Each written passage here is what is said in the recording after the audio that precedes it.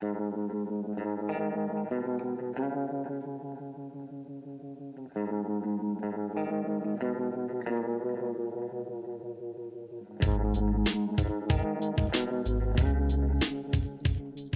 to Appalachian Dim Sum, episode 19. How's it going, Randy? It's going pretty good.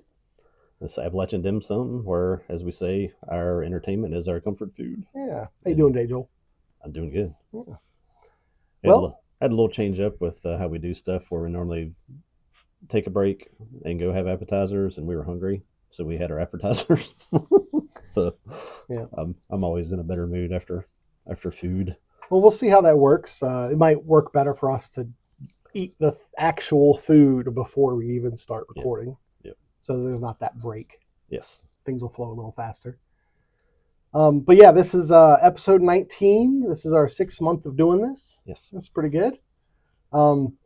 Things keep changing. I'm fine with that. Yeah, we're having to record a little early because I'm getting into a very crazy show schedule block of the year.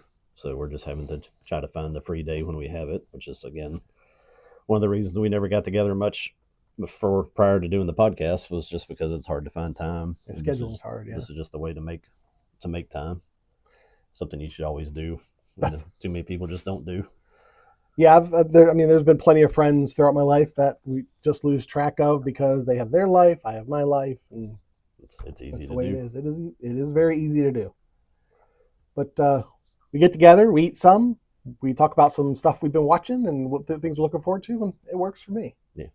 What did we eat this month? This one was kind of coming back local. There's a Three Little Pigs barbecue. It's been around this area here around Daleville for quite a while. One of their staples, I think, from the start has always been sweet potato fries they have their own peach ketchup. Okay. And it's one of those things, the first time I saw it, I was like, that's weird. Because when you bring a new food to the country, everybody's like, that's weird looking. Mm-hmm. Yeah. But it's actually it's an amazing combo. We were just ate there this weekend. I picked up a bottle of their peach ketchup and picked up some sweet potato waffle fries, and we had that for breakfast, appetizer, whatever you want to call it. Yeah, I think it's a great combo. I've told you before that I really don't have really discerning taste buds. I wouldn't have known it was peach. It's not a overpowering flavor, but it's just a really sweet dipping sauce instead of just standard ketchup, and it goes nice with sweet potatoes. It goes good on. I've had regular fries there. I always ask for a side of it, even if I get something different, because I'll dip anything in it. It's good. Well, you used some larger grain salt to salt them. I think that worked really well. The salty taste and combined with the sweet taste, it was fantastic. I think it's just by accident. Well, you did well. Last time we bought salt, it was like, oh, this is really big chunks of salt. But oh well. Well, I've always loved pretzels, and that's always been one of the things I loved about the pretzels, the big crunchy salt the big on it. Crystals, yeah. You got to spray them with something so it'll stick. So I put a little cooking spray on them, and then salted them so they actually will adhere to it. It's I've made buns before, and in order to get the sesame seed, you got to do the same thing. Spray something on, like some sort of food adhesive. You could just go like some butter, old school country, and just lick it. Right. If I'm eating it, I might do that. If I'm cooking it for someone else, I won't. It's good for your immune system. Like you get sick a lot here. Yeah. But that was a great appetizer. Now to get on to our other appetizers, our non-food appetizers. Yeah, our main show from picking last show from our little fortune cookie jar is going to be Shawshank Redemption. That's right. But we'll get to that later. We always start with our appetizers of what we've been doing, watching, reading, playing. So that's what we're going to get to first. And you've had a busy month. You've been away a lot. Yeah, and some of it business, some of it was for my own entertainment. Yeah. And I just got back from G-Fest, and it's a Godzilla Fest, but because of Toho licensing, you can see with the picture, they always have to create kind of a monster each year for their logo because they can't use Godzilla. Okay, it's like a bespoke monster just for G-Fest, huh? Yeah, okay. Yeah. Toho is very, very strict with their licensing. And even though You, this is a thing celebrating their product and helping promote the sale of not probably not even thousands, hundreds of thousands of dollars of their products, because it's not an official Toho sanctioned thing that they have to have to kind of tiptoe around it with the festival. But so like the three properties I would associate with you if someone asked me, hey, what is Joel like? I would say Pokemon, Godzilla, Big Lebowski. So pretty much out that's of those three, the only one that is kind of okay with people doing their own thing is Big Lebowski. oh yeah, Because yeah, well, Toho and the Pokemon Company, both of those, man, they're Pokemon very very Company, strict. But Pokemon Company itself is very strict. Unfortunately, cons and things are not, and there's so much knockoff stuff that is made in China and various places that makes it into those, and they allow that. That's a different conversation. But Have Have I ever shown you Pal World? yeah, yeah, Okay, yeah. I've had a lot of people had a lot of I'm discussions about Power World at shows where people came up I'm and sure. talked to us about it because we have a Pokemon booth. Hmm. So, So recently, the Pokemon Company somehow got a patent for the idea of a video game mechanic where you throw something at something else to capture it. okay, So Power World has had to like redesign how you capture the animals and stuff like that. It's pretty funny. yeah, And I'm actually surprised they were able to get the patent because it's one of those things where a lot of times, at least the assumption is if someone else is using an idea and it's not patented, you can't just patent it out from under them. But I guess they I'm proved that surprised they that they really established it. kind of surprised that they pursued that because as I get into when you get to talking about some Godzilla stuff and some other things with it is that Godzilla coming along spawned competitors. Mm-hmm. I was going to talk about it later, much later in the show. It'd be a different episode probably about Ultraman. That was the second thing that came out as a competition medium to compete with Godzilla. Okay. Gamera was the first thing. So and they didn't go after them. They actually kind of worked in conjunction with them in some things. But it's interesting that they're trying to fight that battle. It seems like it's not one that's probably worth fighting. Was Gamera the turtle? Yeah, See that yeah, no, as a kid when I would just like turn the Sci-Fi Channel on or Nick at Night or one of those stations that would just play old stuff. The one I saw the most was that turtle with the that would spin. yeah. And He would spin and fly like a frisbee around. had the jets coming out of all the holes. Yep. I loved that thing. Yep.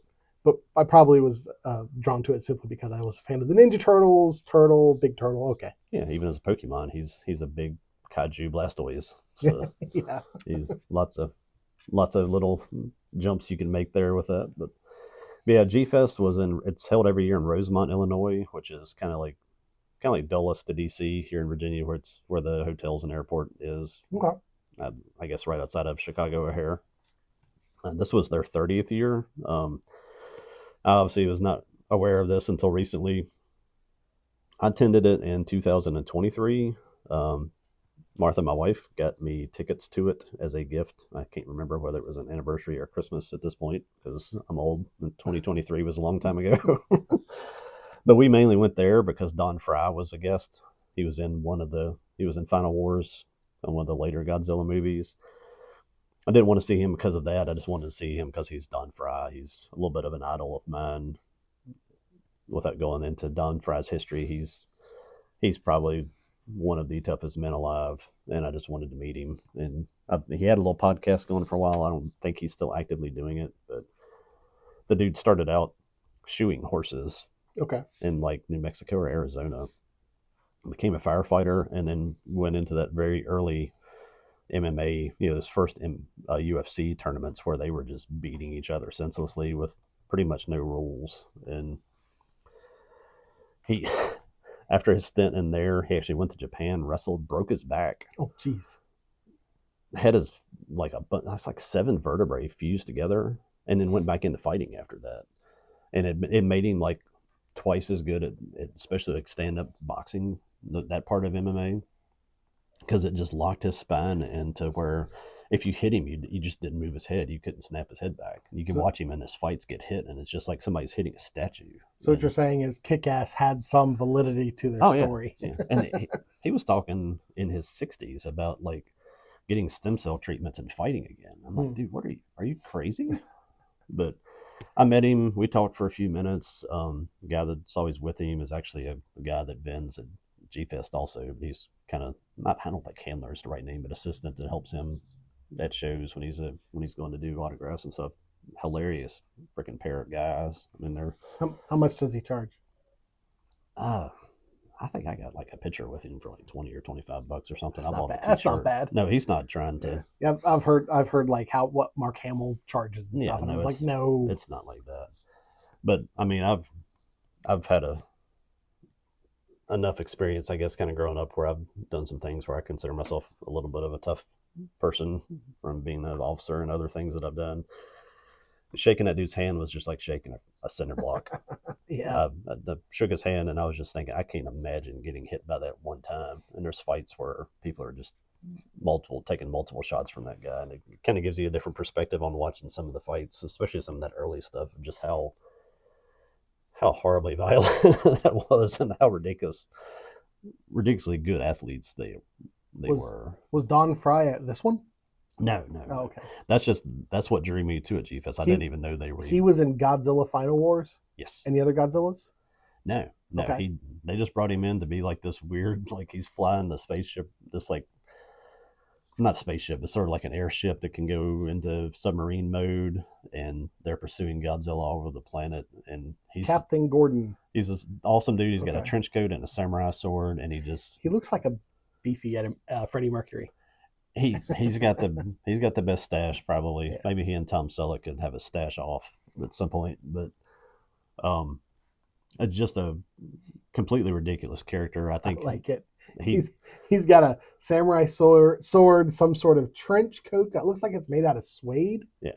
And And if you've ever heard him talk, Don Fry talks like this. It doesn't matter what he says. And what's that necklace pendant thing he has? it's It looks a like a claw. it's a claw. Yeah, Of what? probably it's supposed to be Of some Godzilla or monster that something? he's taken down or Yeah. something. Okay. Because he kills their crew kills other kaiju in the Okay. storyline. Kaiju hunters. But he has no filter. He talks like that all the time. Just sound like he's growling. And he did not change who he was for the character in that movie. He just played himself, and he's just hilarious, man. He's one of those dudes that it'd be awesome to be like your neighbor across the road. Because if you ever needed any comic relief or entertainment, you just step outside and catch him in the driveway, and I think he would provide it. But Was Final Wars the next thing after Godzilla 2000? Because it was in 2004. it was one of the Millennium series. I think it was the end of the Millennium series, and he kind of goes through. It's just a tour through all of the monsters. They bring them all back in. Godzilla fights them all. Even like has a brief. It's one of the funny parts of the movie. He has a brief encounter with the Matthew Broderick Godzilla from 1998. Oh, They show up. The aliens are basically just kind of warping them, and Godzilla's chasing them all down. They square up to fight, and he just nukes him and like burps, and that's it. It was their shot at, at the American knockoff Godzilla. But anyway, I didn't think that she probably wanted to go back again because we don't go to a lot of cons. We've been to them. We don't really have an approach to be at a con and know what to do. Go to panels and do stuff like that and shop. So I wasn't really thinking that she probably wanted to go back, but just by chance, my company, Dark Moon Cards and Games, which we're transitioning right now into Dark Moon Japan, just a name change. We've been set up for a couple of years in Kansas City by this huge like t-shirt vendor, and just in talking with them, found out that the guy that owns it, Gary, and I think his business partner Bobby. I don't know exactly how that all works, but they are both big kaiju guys. okay. And I don't remember the first year if they even had Godzilla stuff there other than shirts. I know the last year they had a bunch of stuff down on the end. I was eyeballing stuff and like, man, y'all got some cool stuff. And we got to talking. Conversation kind of went from I'd thought about volunteering at G Fest, just I'd have a reason to go back, be like security or something. And he's like, well, dude, just come work for me. And I was like, seriously? He's like, yeah. I'm like, yes, I will. And their business, just to give them a nod, is Toy Matrix, but they don't do anything online. They just do shows. They're at San Diego Comic Con right now. It's much bigger business than I operate at. It's amazing business actually. So I went there and slung T-shirts with them all weekend. I hung out with them. Like I said, Gary and Bobby are amazing guys. Had a great crew of people there. It was a fun weekend. Didn't get to see a lot of the show, but we were able to see stuff kind of after hours and before things opened up, and still got to meet. I met one of the celebrities. It was like a pilot in one of the I think in Tokyo SOS, where they're fighting. It's a Mecha Godzilla reboot. I got to meet him. Saw the guy that played the original Ultraman walking around. The dude's like 82 years old and was just hilarious. I don't have the names. I've got him on the thing back there. Ben Furiura. Yeah, he was and I haven't watched it yet, and I'll get to that later. He was the suit actor for Ultraman. I don't know if he was. I think he was physically in the show as a character too. I think maybe he started out as just a suit guy. But great guy, funny dude. Like, you could see him in the hotel walking by, and he could be carrying like a pizza and like a 32-ounce coffee, and somebody would yell something to him, and he'd stop what he's doing and do like this Ultraman pose. And dude's 82 years old. And I was like, that's awesome. So, yeah, we did all that. The big part for me as a collector is I wanted to be back there in 2023. I saw stuff that I wanted, but was not prepared to go there and buy things that were over $20. And if you're shopping at a Godzilla show, there aren't very many things that are $20. I imagine not. I think I've shown you the piece before. I don't have a picture of it, but there's a Shin Godzilla figure that was this huge thing that was a new release when I was there in 2023, and I was like, that'd be cool to get one day. They were $300 to $400, I think, at that time, and from 2023 to now, they are $1,600. Yeah. So I was like, yeah, the rule with collectibles anymore, it used to be to where you were like, well, I like that, I'll get it at some point. You can kind of shop around and find a good deal. Yeah. Not anymore. With collectibles, if you want it, the time to get it is right when it releases. That's 100% with Godzilla stuff, is that if you want it, get it. Because if not, the next time you see it, it's going to be twice that. And in cases of 2 years, 4 times that. So I kind of was there looking for that first. And once I saw that it was either that or maybe our next car, I decided to not go that way. But there was another figure thing that I'd seen there before. I was like, oh, if that's still there, that's awesome. I'll maybe try to get that. And that's the bust I think I sent you the pictures of. It is actually sitting on the wall here behind us too. And we can see the picture of it there. Then if you want to go back to the to that little thing with the Black Heart models. Yeah. Black Heart Enterprises, Black Heart. Is that models. Who made it? Yeah. Okay. It's a company there. They do, I don't know if you call them resin kits, but they're like molds. Oh, okay. Kind of an interesting story. I don't want to go too long into that, but they actually got licensing for all the Universal monsters and all this stuff from Universal, like Paramount and all this stuff, and had like this kind of exclusive rights to do these figures where they'd make them into busts and things like that were gray, and then they would hand paint them, or you could sell them to you and you could hand paint them. And of course, with all the overseas stuff, people started knocking off their things. They tried to go to to Universal and some of those places that they had had bought these rights from, and get assistance for them to stop the illegal production of their stuff. And they're like, well, it's China. They located them in Korea. One of the companies in Korea and one in China, and just Universal and the other people came back to them and were like, we can't help you. Yeah. And they were like, why did we buy the rights from you? Right. So they kind of had to shift their models over the year. Super nice people too. I saw that guy on the wall there. Didn't get it the first day, and I was just literally just the whole time at the booth, just like looking. It's like, nobody bought it today. And went back the next day to get it. And he's like, yeah, do you mind if I like keep it here so we can have it on display? I'm like, as long as nobody breaks it, that's fine. So I got it the second day. And you didn't like rent it back to them? No. Buy it, and then, well, it's going to cost you if you want to display it. Well, it's part of being there as vendors too. I got a little bit of a deal. But the beautiful they did a hand painting on it. It's Shin Godzilla. I don't know. It's like picking children at this point. I don't know if I can say which is my favorite Godzilla movie. Shin is one of my Picking three children. that I just don't want to. I don't want to offend the other two movies. Mm.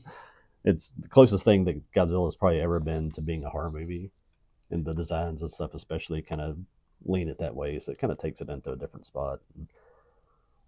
One thing that this would actually come back later, but one thing I think is interesting about the Godzilla franchise that I think more people would do well to take to heart is you're fine with there being different versions of Godzilla. Oh yeah, and there being different iterations and different interpretations of Godzilla. Yeah.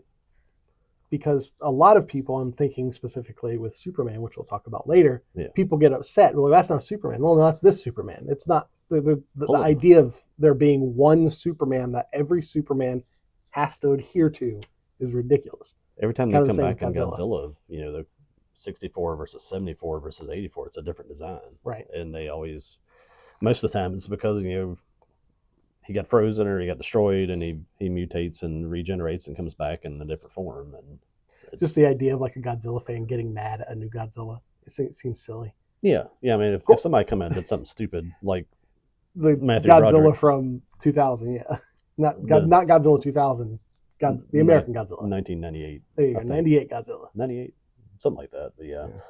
I don't know the date of that because I just don't ever go back and watch that. But like that's a tiny bit different simply because it was an American-made Godzilla, Yeah. And so that was a part of the dissatisfaction with that particular one is it Americanized Godzilla too much. There's a unique, it seems unique to me at least with Godzilla collectors and fans, is that they do all these releases that are like anniversary releases, and they're very limited numbers of them of different figures, Godzilla or Hedorah or whatever, in these really like rainbow crazy neon colors and stuff. Okay. But those figures are like, some of those things are $3,000 and $4,000 because they're so unique and stuff. And the Godzilla fans love them. And they're not like, you can't make him purple. They're like, oh, he's purple, he's awesome. I mean, it's just. Well, I've thought this before with like figures I'd like to get, and I'm like, that's kind of expensive. Like, well, if I do a review, Yeah. I looked up like, well, what constitutes like a business transaction? Like, what do I have to? Because I just put a video up and like, I did a video. No, you have to make an earnest effort to monetize it. Yeah. So if we ever get that point, maybe that's what we'll do. Be like, this was the figure I wanted at this point. Yeah. And so I'm going to review it. So I've been collecting figures since 2023 mainly. I had a couple. You got all these since 2023? I think all I had prior to that was the one that's over there that's The not big even one. behind us, and a couple in the banks. Okay. And then I was on my hunt for the old Shogun Warriors one, and I think I found that prior to that. I think that was like maybe 2020, 2021. My figure collection has been set since like 2016, simply because I'm out of room. I was like, I'd have to take something away. My collection was kind of this vision of what I'm kind of building behind us, Mhm. where I wanted stuff around the TV that was kind of cool. I needed something to, in the spirit of the Big Lebowski, I needed something to tie the room together. I had this space between us where got that stupid plug above the TV, back from where our TVs used to always be mounted on the walls. And I was thinking, man, if I got that bust, I could cover that up in the center of the room, and then I can go through and color code my stuff to go with the different colors of Shin. And what you can do with the Shin bust you have back here is you could take some LEDs and go along just his back, and then maybe shove some in his mouth. Yeah, or even maybe they make like a little mini colored spotlight where you could, because I mean he goes from where he's shooting at fire to he starts to do the hyper like purple nuclear flame and stuff in that movie. So I can color coordinate my my cases to go with the different Shins. Yeah. So it's I'm not saying I'm done collecting, but this was kind of the centerpiece, final piece that I wanted to kind of tie my original vision together. And I still got room in those cabinets, so I can put a few more things in there. Yeah, I'm not getting anything else that big or that expensive again. But it's a nice piece. Yeah, I think I had a little picture there of Gary's business, Toy Matrix. Definitely worth a nod. If you ever see those dudes, go by and talk to them. Super nice guys. And they specialize in t-shirts. T-shirts, but they do a lot of horror shows and stuff too. My daughter was kind of freaking out. We were looking at some of their stuff. She loves the old Universal stuff, especially like Black Lagoon and the original Invisible Man. And I think they've got famous monster T-shirts that have all of that older stuff. They just didn't have it at this show because they just brought Godzilla stuff to this one. But they'll do horror shows in Texas and California and stuff like that where they've got a lot of that stuff too. So Speaking of the Invisible Man, just the other day I watched the Chevy Chase, The Invisible Man, Memoirs of the Invisible Man. You ever seen that? Man, it's been a long time. I remember seeing it when I was like real little. Yeah, like when it first came out, I think we rented it like on VHS or something. And so I had fond memories of it. I remember liking it, and I just came across it on Roku. I think it was like it was on like one of the Roku feature things. I'm like, sure, it was pretty good. I'd definitely recommend it. We watched the old one. We watched it multiple times. It was really the special effects for that time frame. It's kind of crazy, like where he's unwrapping the bandage and he's just like and running around. That was one of the things I thought about the Chevy Chase one is the special effects for the 80s were they held up. They really hold up. I mean, it doesn't look cheesy. And I remember by the old one, you mean like the black and white one? Yeah, like the original. that scene where he unwraps and you can see the wrap from the back. That was cool. That was very cool. They did a really good job with that. Yeah, definitely. Wanted to give a nod to them, and like I said, the guys that made that figure too, Blackheart Models. I think it's called Blackheart Enterprises. We'll go back is the company. I know they have Enterprises. They have the website. Like I said, Toy Matrix I think doesn't do any online stuff. They have a Facebook page you can follow and see where they are. But so Blackheart Enterprises has officially licensed merch, right? Yeah, and they've got Toy Matrix. Do they deal with an officially licensed, or is it like fan stuff? No, I think it's all from companies that have the licenses. Cool. I think there's a couple different brands of T-shirt there. Because I know there seems to be like a gray area that a lot of these vendors operate in. Yeah. Where they produce products unlicensed, but it's under the guise of like, hey, we're just fans. Yeah. You know. Yeah. No, I think the scale that they operate on, you couldn't get away with that. I just don't think they could produce that much. Oh, okay. It's one of those things I'm kind of in envy of. Is just that the amount of retail that I do with my business. With two of us will go set up at a show and do for a weekend. Our best shows are not even what they did in one day. But again, that requires being able to get that much more inventory there. We had 8 employees there, over 4 booths. So. I bet it was just constant money, product. Yeah, and they had collectible figures down on the end too. There were some several $1,000 figures, and they had some small stuff too. I was just on the end, just what T-shirt do you want? What size? All weekend. And I think a lot of people come to a show like G-Fest saving up to do that. I did the same thing once I knew what was there. I went there the first year. I had like $200, and I was like, "Well, we've been here for 3 hours, and I'm out of money." It's like, and we still got to eat. So I think it's really cool when there's a convention that is dedicated to a certain fandom. Yeah, I don't think I've ever been to one that was dedicated like that. I know you went to the Lebowski Con, right? Yeah.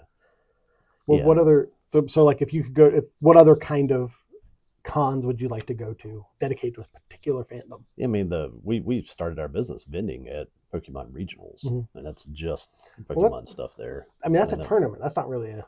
Yeah, but the vending it's side also of a con. Not well. We tried to kind of turn ours into a con. We ran 3 of them down here where we were trying to do like costume contests with it, and having multiple events, places you could set up and play different video games, not in a tournament, and have lots of side event things where people could learn to play. We're trying to get into eventually maybe getting some guests and stuff like that. And then of course 2020 came and COVID. They had their reason they wanted to cut out that whole system of having local people do stuff. They wanted to just kind of corporatize it into. Oh, really? Yeah. They centralized the organization. So they got rid of the stuff where there was a regional, usually by state, person that ran every event in that state or that region. And so does that mean there are fewer events? So like the events you guys did, are they happening just? They're having events the same number. I think probably a few more events now that are just like, used to be different levels of them. Now they're just doing like regionals everywhere. Okay. but it's like a very small group of people that do all of them. They've kind of they cut out. There's no mom and pop people involved in it anymore. It's a couple of guys that had businesses where they ran tournaments for different games for Magic and what's the Bushi Road used to have like events where they had multiple games there. So people that were already kind of had their fingers into organizing larger events for different things kind of stepped in and took that into Got the contract. And they most of those things were, if I go to a local con, you might pay $200 to have a table or something like that. Right. And the Pokemon regional people have started. Last time I saw, it's probably even more expensive than that now. We're charging like $4,000 for a table. So you have to go in there with the ability to make a lot, to sell $80,000 or $90,000 worth of product, even because you can't just have one table. You've got to buy multiple ones. So that's insane. They took their chance that was provided for them, air quotes, with 2020, and just changed the whole operation of it. But yeah, that Pokemon, Lebowski Fest, G Fest. I don't know if there's any. I see some little small things. There'll be like I was trying to think of like Rick and Morty or some kind of show like that. I think I've seen some little cons dedicated to that, but I think that's like a 1 day thing on like a college campus. It's not they're not large scale events.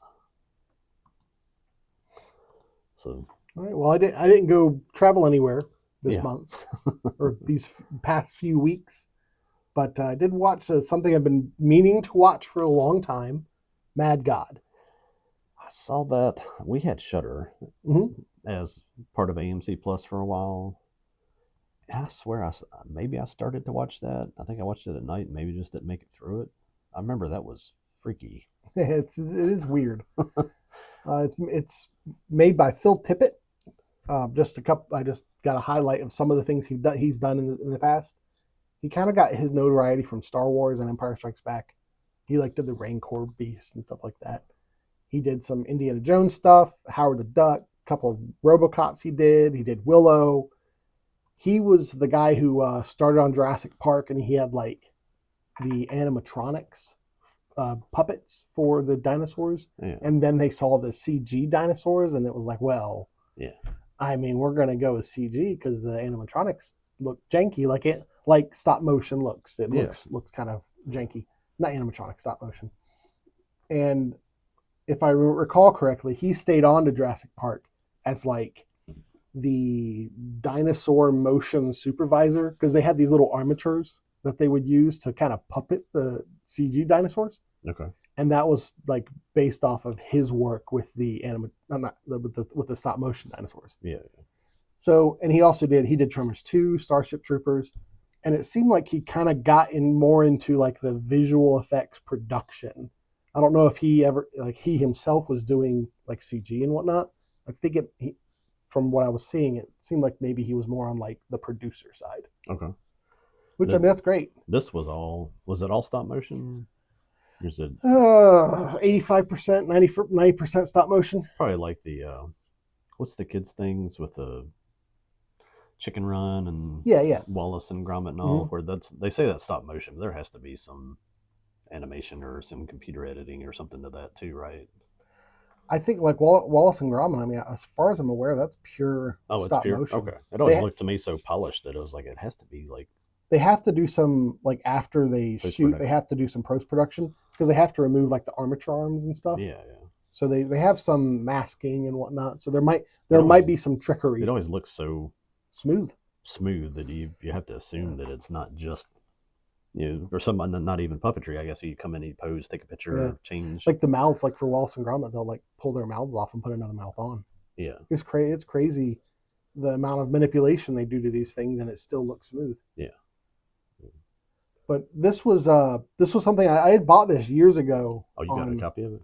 Yeah, well, didn't not physical. Oh, okay. Digitally on Fandango, and I'm not saying you might be able to watch it on Amazon, maybe. I haven't even looked. I kind of forgot about it, honestly. Looks like it might be on AMC Plus. Okay. You can buy it for $10. So it's not that expensive. But I got around to watching it. I was mixed. Um, I I think I felt hesitant about watching it myself when I started because I don't my memory on this is kind of foggy. It just seemed like maybe it was something that maybe it was a little blasphemous or something. I wasn't sure. I No, didn't feel there was any blasphemous material in it. I didn't quite get the grasp of it. I remember turning it on, kind of deciding to try it and see, but like I said, I don't Well, think whatever happened, I well, made it through it. I went into it ready to like it. You know, a lot of times you'll go into something and you have almost a preconceived notion. I think I definitely I'm did. not going to like this, or I am going to like this. So I went into this wanting to like it. So Yeah. that was my mindset going in. The biggest thing I would say that I did like about it was the main character. He was called the Assassin, and I have a picture of him up on the screen here for people watching. Yeah. I love his character design. He's got a little bowler hat on. He's got a gas mask. I always think gas masks are cool in general.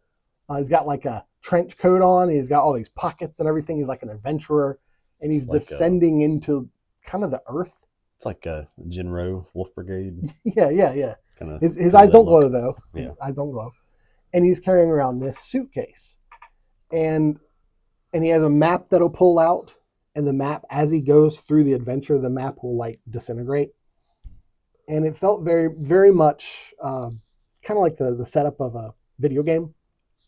I could totally see playing this little character going through all these different environments, having to dodge dangers, and he doesn't really attack anybody, but it would be easy to throw that in there. You ever seen a video game that made their stuff look like it was stop motion? Yes, there are a couple of them. Okay, I was just thinking that. I was like, wow, that'd be a cool concept for a video game. But The one I'm thinking of right now is Little Nightmares, but there is one that came out recently.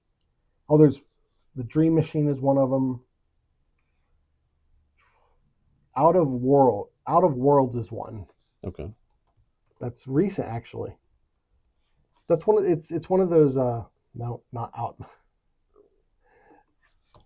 Outer Worlds. I think it's one of those styles that they've only really been able to get into now that graphics are a certain level. yeah, yeah. Because I mean, you couldn't stop motion the video game, but Right. you could set up the models in your computer. And they've And also, ever since like Into the Spider-Verse, there's been a couple of indie games that have played around with the idea of slower frames per second, like for the characters. Yeah, It's interesting. It is definitely a subgenre. You know, at least it's building into one. But yeah, the Little Nightmares is one. I would almost put, it's not stop motion, but it's very crafty. It has like patchwork and stuff. It's like Little Big Planet. okay. It doesn't have any of the Oh yeah. weird frame rate that stop motion would, but like that style. There was also one called Unraveled that was kind of similar to Little Big Planet in style. That was the beginning, I would say, of stop motion, like going toward the idea of the looking like stop motion. Using that style at least. But yeah, there's some games that are I can't. There's one in particular I can't even think of the name. It didn't come out right away, so that's why I'm not talking about it. But more indie games are trying to do it, and I definitely respect the effort. But the little assassin, we're going to go into some light spoilers here. The little assassin you find out is being created by like some kind of cult or something. And it just gets real weird. I would have to watch it again if I wanted to actually, understand exactly what was going on. I just either didn't get deep enough into it, or it's been long enough and it didn't resonate with me. I don't remember much of it at all. There is almost no dialogue in the entire film, and almost everything is made as stop motion. The times that it's not stop motion, they manipulate the frame rate so it kind of looks like stop motion. Like there are some close-ups of the assassin where he reaches into his pocket and pulls out a map that you can tell that's a man. That's not a little figure. There are some doctors in it at some point, and the doctors are they're just people. They're people acting. Okay. And as far as I understand, the reason they did that was like production costs, time. Like they just had to get it done. And this is kind of Phil Tippett's magnum opus. That's kind of how people are portraying it. It's something that he's wanted to do for a long time. This idea he's had for a long time, and I respect it more than I enjoy it. Yeah. I think that's a good way to say it. I really love the design of the little assassin guy. The whole thing, because everything was like handmade and stop motion puppets and stuff, very gritty. Yeah. You talk about like Wallace and Gromit having that real clean and like smooth look. This is the opposite of that. Everything is dirty, nasty, gross, and goopy. There's a Yeah. lot of like slime and stuff, bile and stuff like that. I just watched Stop Motion, which is another Shudder movie. It's about a girl that's helping like her mom make her stop motion thing, and it's a horror movie, and it goes beyond gritty. It gets rough. It's pretty gross. Really? But I've said that before. I love that about Shudder is that I think that's just the only studio, if that's just what you call that. I don't know if it's a studio or a collective of studios or what, but Probably a distribution company. yeah, maybe that's It's it. not even a production company, distribution company. But whatever, it seems like Shudder is the only one that will back some of these sort of crazy ideas that are just super unique, and sometimes that means way freakier than I want to see. Yeah. Which I think stop motion kind of was. It gets into like self mutilation and stuff. And I was like, I'm not sure how much longer is this. Is this one of those movies where you enjoyed it, but you wouldn't recommend it?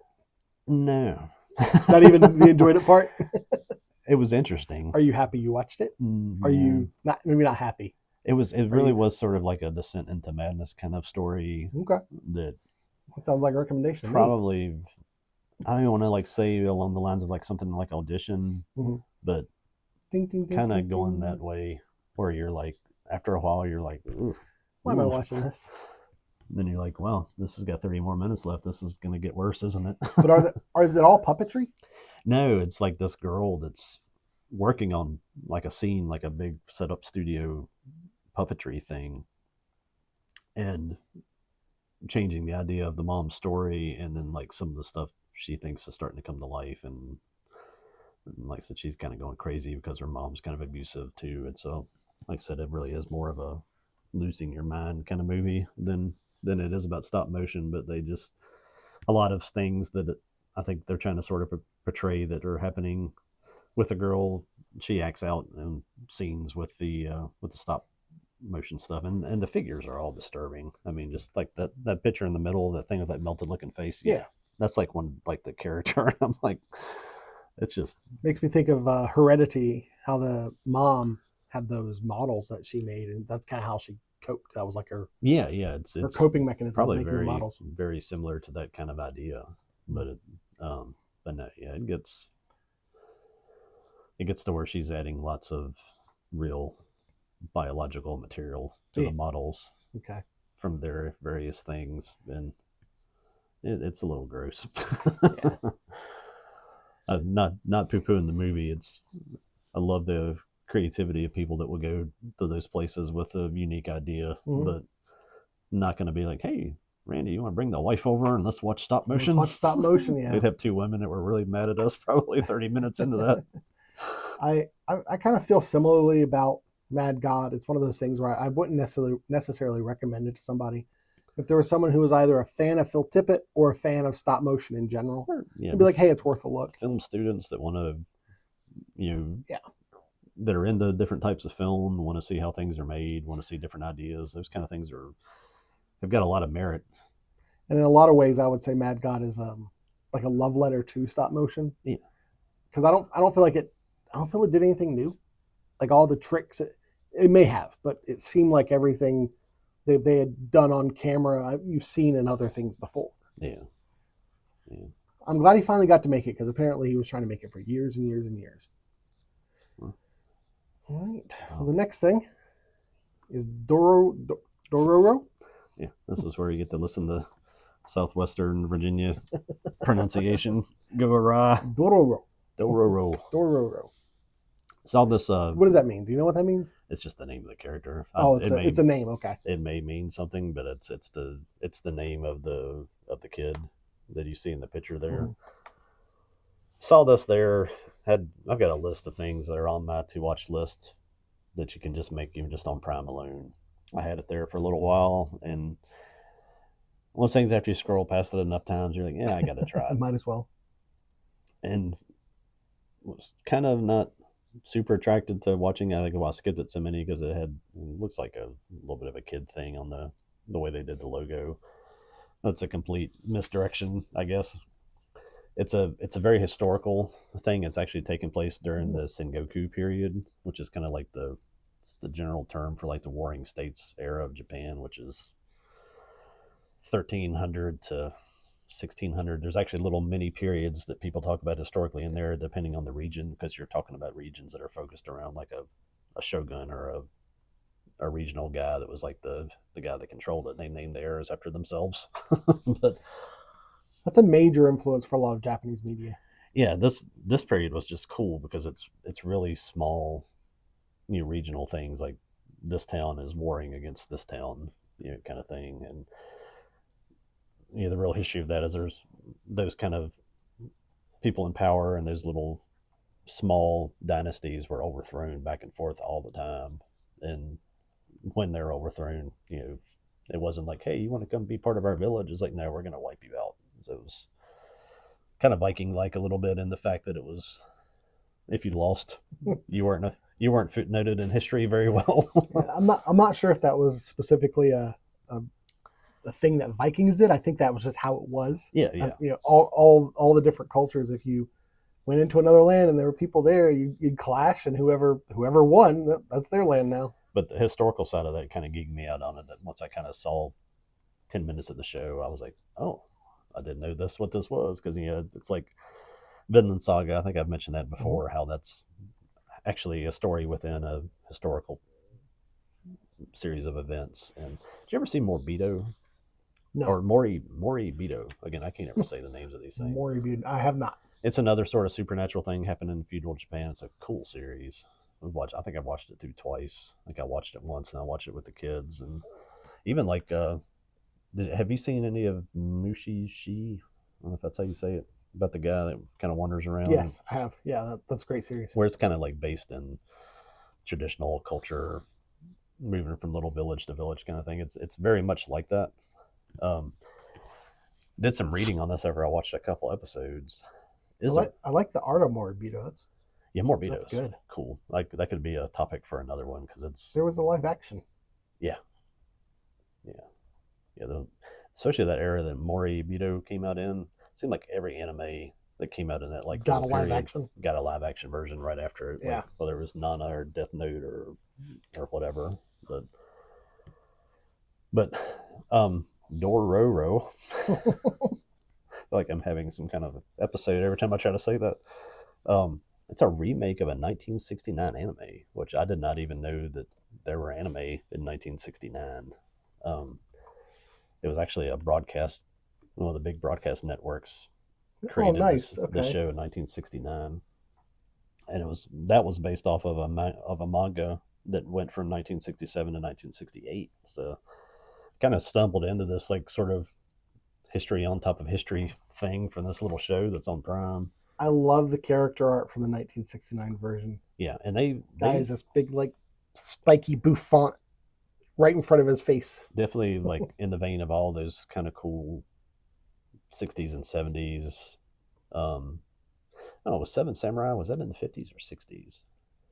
But all the movies that kind of spawned from that, where you had all these sort of like cool samurai movies and stuff, where you get into the ones that get kind of crazy, like the flying tigers or whatever, where people have some kind of mystical blade that kills everybody. But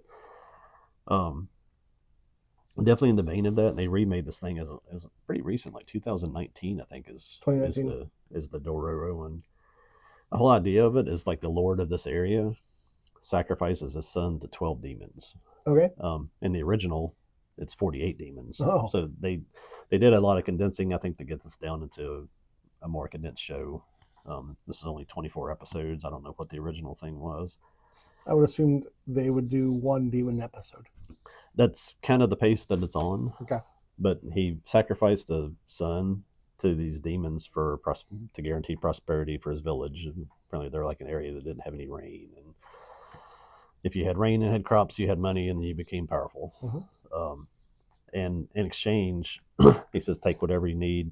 They take the baby's he just had a baby, or his wife is pregnant when he makes the deal. She gives birth to this baby that has no limbs, no takes the organs like its eyes and its tongue and its skin, and he wants the baby destroyed. It's Yikes! yeah, no, it's pretty Pulled up a awful. picture. That's rough, man. He wants the baby destroyed. The mom sends the baby, I think, with like a maid or something to just go put it like in a basket in the river and send it down the river and hope that somebody will find it. And of But it's course, alive. yes, Poor kid. it's still alive. Um, Guy named Juke, um, and it's kind of a little backstory on him where he's a doctor in this era that basically donates all his time and money to going around to places where there have been battles between feuding villages, and he makes prosthetics for killed warriors so that they can be buried and look like a person.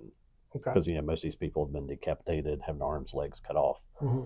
So he just basically makes prosthetics, does it all for free to let the family be able to bury their or what's left of their son that was in battle or whatever. Yeah, I was seeing there's this one character that looks maybe a teen. They have like a wooden arm. Yeah, that's where we're getting. This guy, that's the doctor that does all the prosthetics, finds the baby and raises him, and he starts to make prosthetics for him. Okay. So it's just made me think Edward Scissorhands. Yeah, he makes limbs. Yeah. He makes it a faceplate. He raises him until he's like 16, and then Hiyaki Maru is the disfigured child. Um, Goes out on his own when he's 16.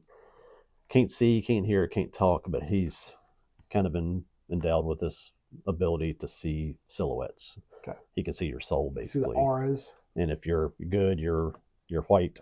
If you're a demon, you're red. Yeah, auras. And Yeah. he can see and react to that. And basically, like, his arms come off and they're blades from like the elbow down. Okay. And he's like just super skilled. Definitely has some godlike powers that were gifted to him. Yeah, he was touched by demons, so Yeah. And as I'm not 6-7 episodes into it, but basically it is pretty much a demon so far. Every show, it is very episodic. Every time he kills one of them, he gets something back. So, all right, so each demon took a part of him. And all these the 12 demons in this temple of the demons back at this original village, every time he kills one of them, lightning will come in and hit one of those statues of the demon and split it. And I think that's the town is starting to regress because of that too. Also, as he's destroying the demons, the town gets destroyed as well. Well, they're not destroying anything, but it's like they're already to a point where, well, it's not raining anymore. Right. So the prosperity they were getting from their deal with the demons is starting to disappear because he's killing the demons. And interesting. And the city is, or the town or village, whatever, is in basically a standoff with a rival thing. So they're getting ready to go to war anyway. And so he's got back his skin, then his nerves, then his ears, and he's just not getting his voice back. It's interesting, like when he gets his ears back, like it almost like cripples him because he's never heard before, and he's Right. out in the forest, and he's partnered by this little kid, Dororo. It's like a little homeless kid that just kind of meets him and follows him around. And of course, he's a little kid that runs his mouth all the time and nonstop talking. So when he gets his hearing back, he's he's kind of bothered by the little kid talking all the time. But very cool aesthetic of the show. Did we say something one time about doing some kind of dive or comparison into the intros to anime or something like that? Like those. We may have discussed that, yeah. This would have to come into it. Just the entry to this show, the detail they go into. We're talking about like the opening scene. The opening credits is ridiculous. It's awesome.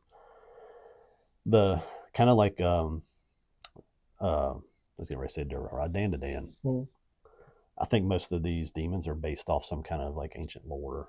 Yeah, as you were talking about it, I just kept thinking of different things that I feel, well, that might be inspired by this. That might, and Danijel was one of the one I thought of, mostly because of his missing balls. so far,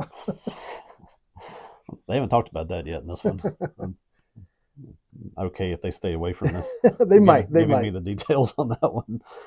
The demons so far, it's really cool mix of stuff like Dan to Dan, where there's like a sludge monster, then there was just like basically a lady that was just pretending to sort of be like a kind lady that was luring people into her town and just eating everybody. Mm-hmm.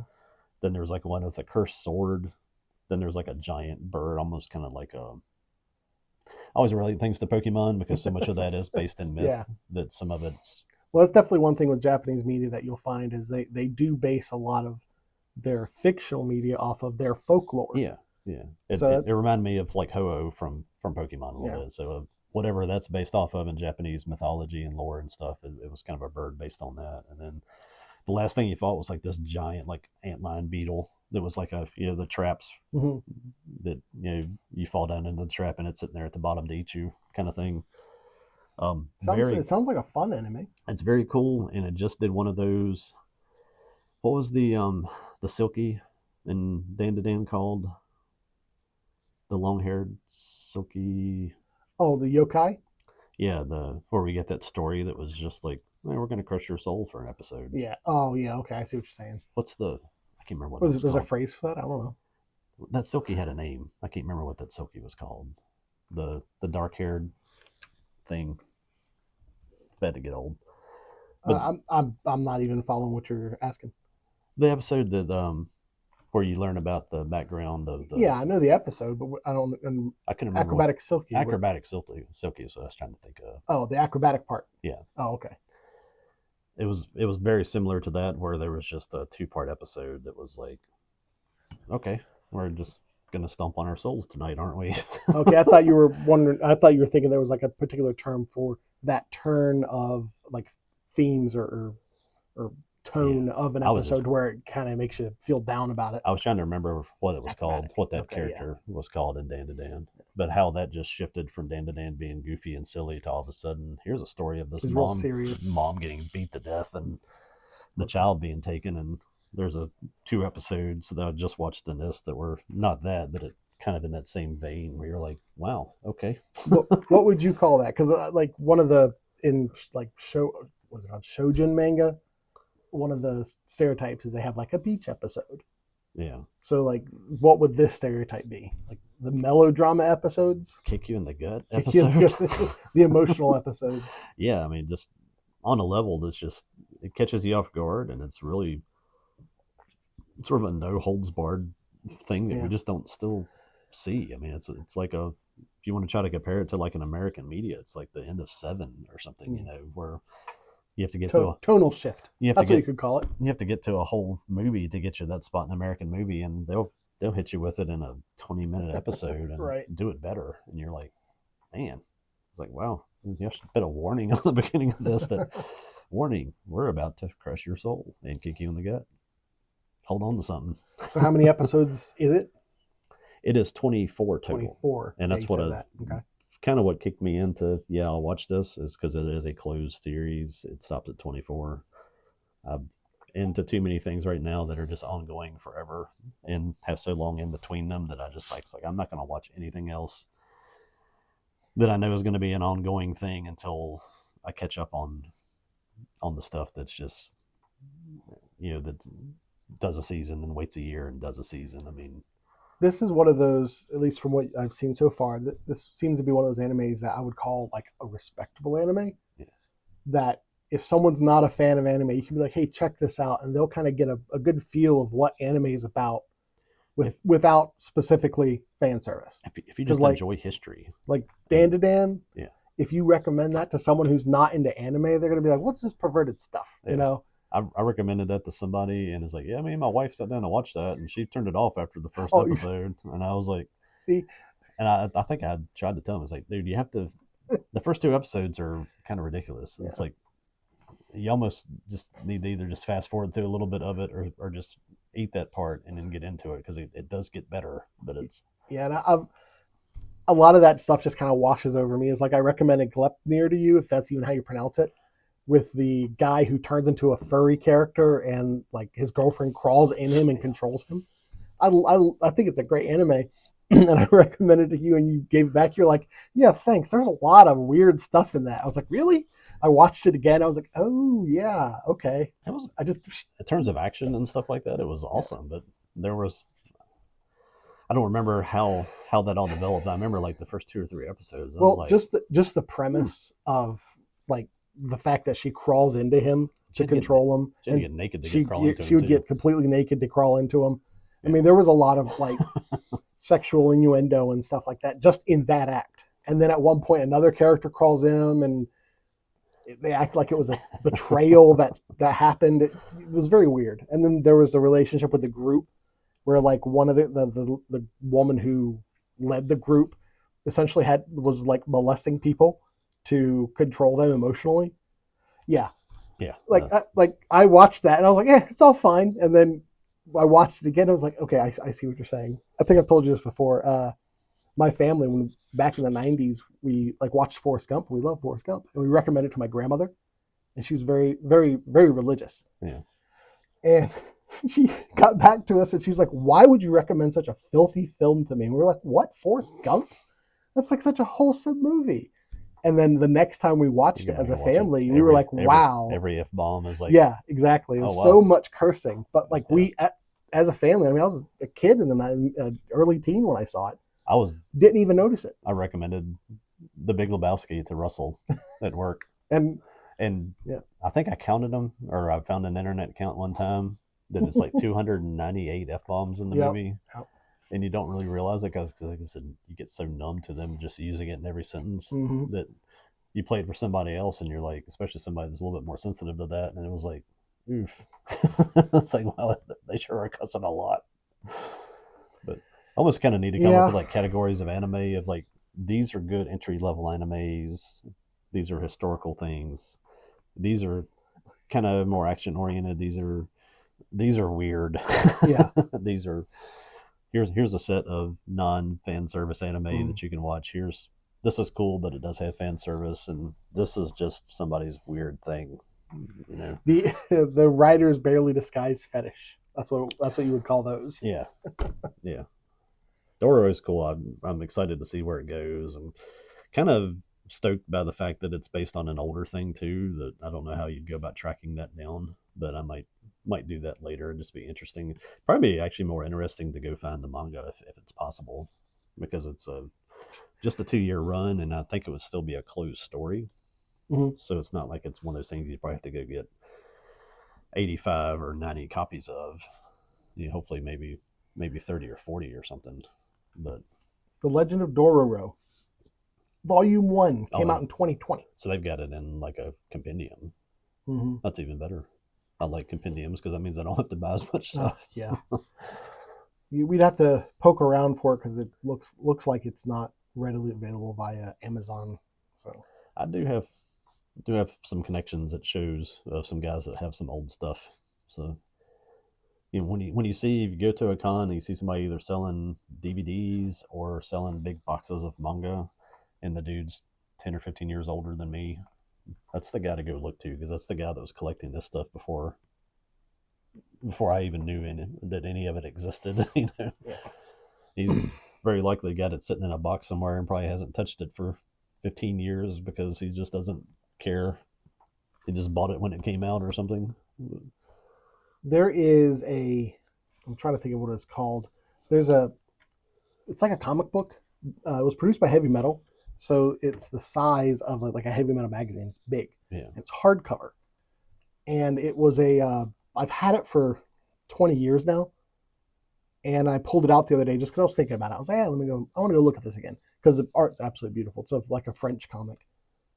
And I noticed that it was volume 3 is what I had. I always knew it was a part of another series that I didn't really know.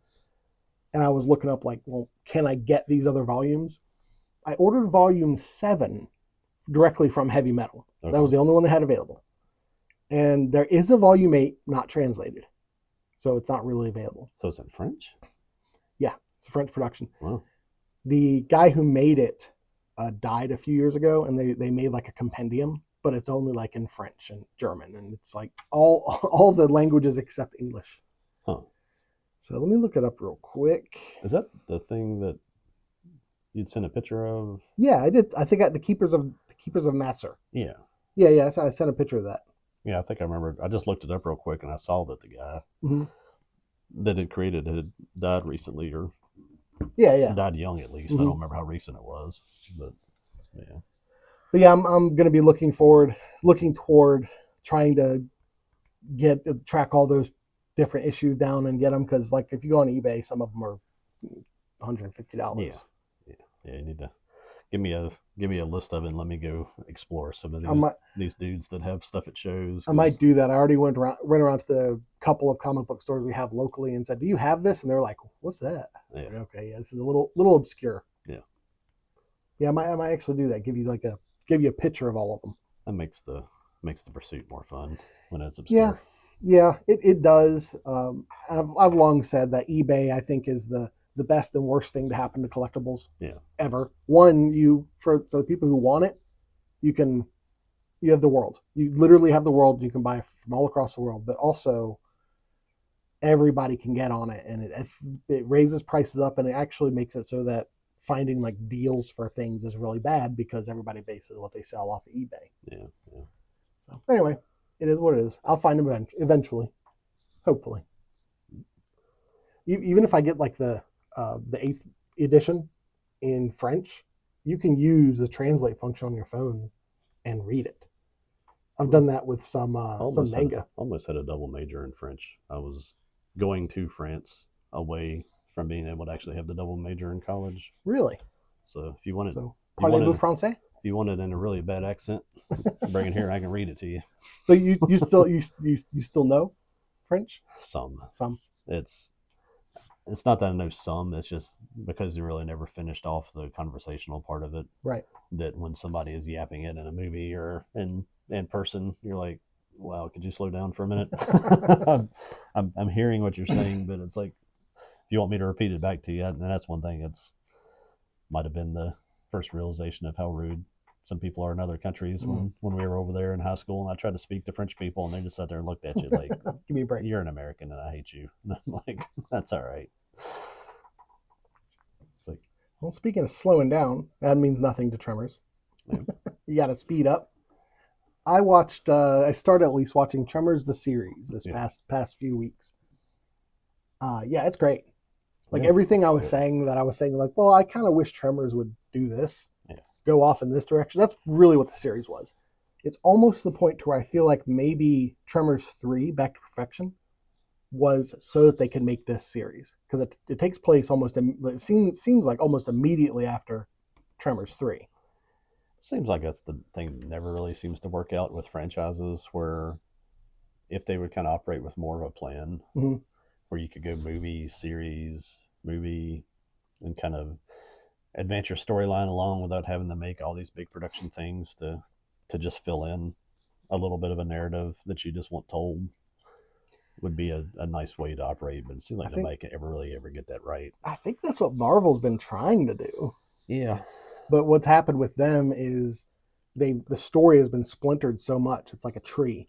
And they have all these different branches and they could choose to go on any of these branches and then a movie comes along and they're like, "Oh, a new branch." They don't even touch the other stuff. Yeah, and that's you can't have 30 different people do it. And Right. it's the whole I'm not trying to get into the whole political stuff, but all the diversity stuff that happened post 2020 just interjected all these people into production of everything and made it to where one person wasn't controlling stuff anymore. And you can say whether that's good or bad. I think it's bad for the final product.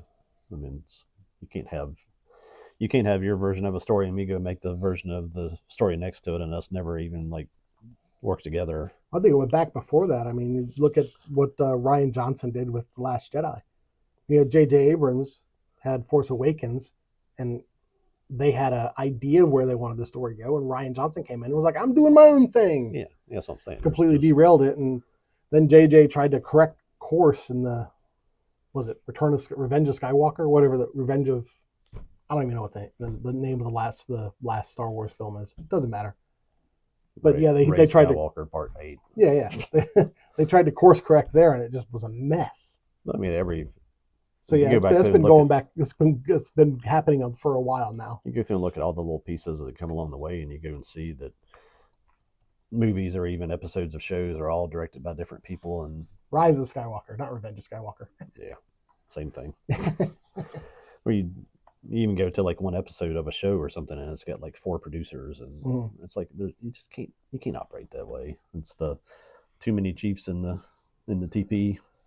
Well, one series that I was going to talk about, but I cut it, was Severance, and that's one of the things I think makes Severance so good is that it has like a unified vision. Yeah. Like I think it's Ben Stiller is doing it. Okay. And like it's like his puppy. His idea. I come back to Godzilla -1 all the time because I'm a Godzilla guy, but it's like the dude literally sat there in between everybody that was making every step of it in a roller chair and rolled back and forth and made sure that they did it in line with his vision, and that's how you get a very solid movie. So in Tremors the series, El Blanco exists. That was one of the things I said about the series. I was like, they mention El Blanco, they make El Blanco a big deal, and then never mention him again. Well, he's in the series. Okay. And it is kind of almost kind of like Supernatural or X-Files. That's like the feel of it. More comedic, of course, because of Tremors. Yeah. It does take place in perfection and like surrounding areas. I haven't watched the whole thing. I've only watched a few, but I do have some comments. The main cast is Bert, a new guy named Tyler, and a new girl named Rosalita. And Jodie from Tremors 3, the woman who was in charge of the store, she's in it too. Okay. Tyler, he's like the new sidekick. That was one of the things, aside from the 2 movies that Jamie Kennedy was in, every movie or production, there's a new sidekick. Okay. So Tyler's his new sidekick.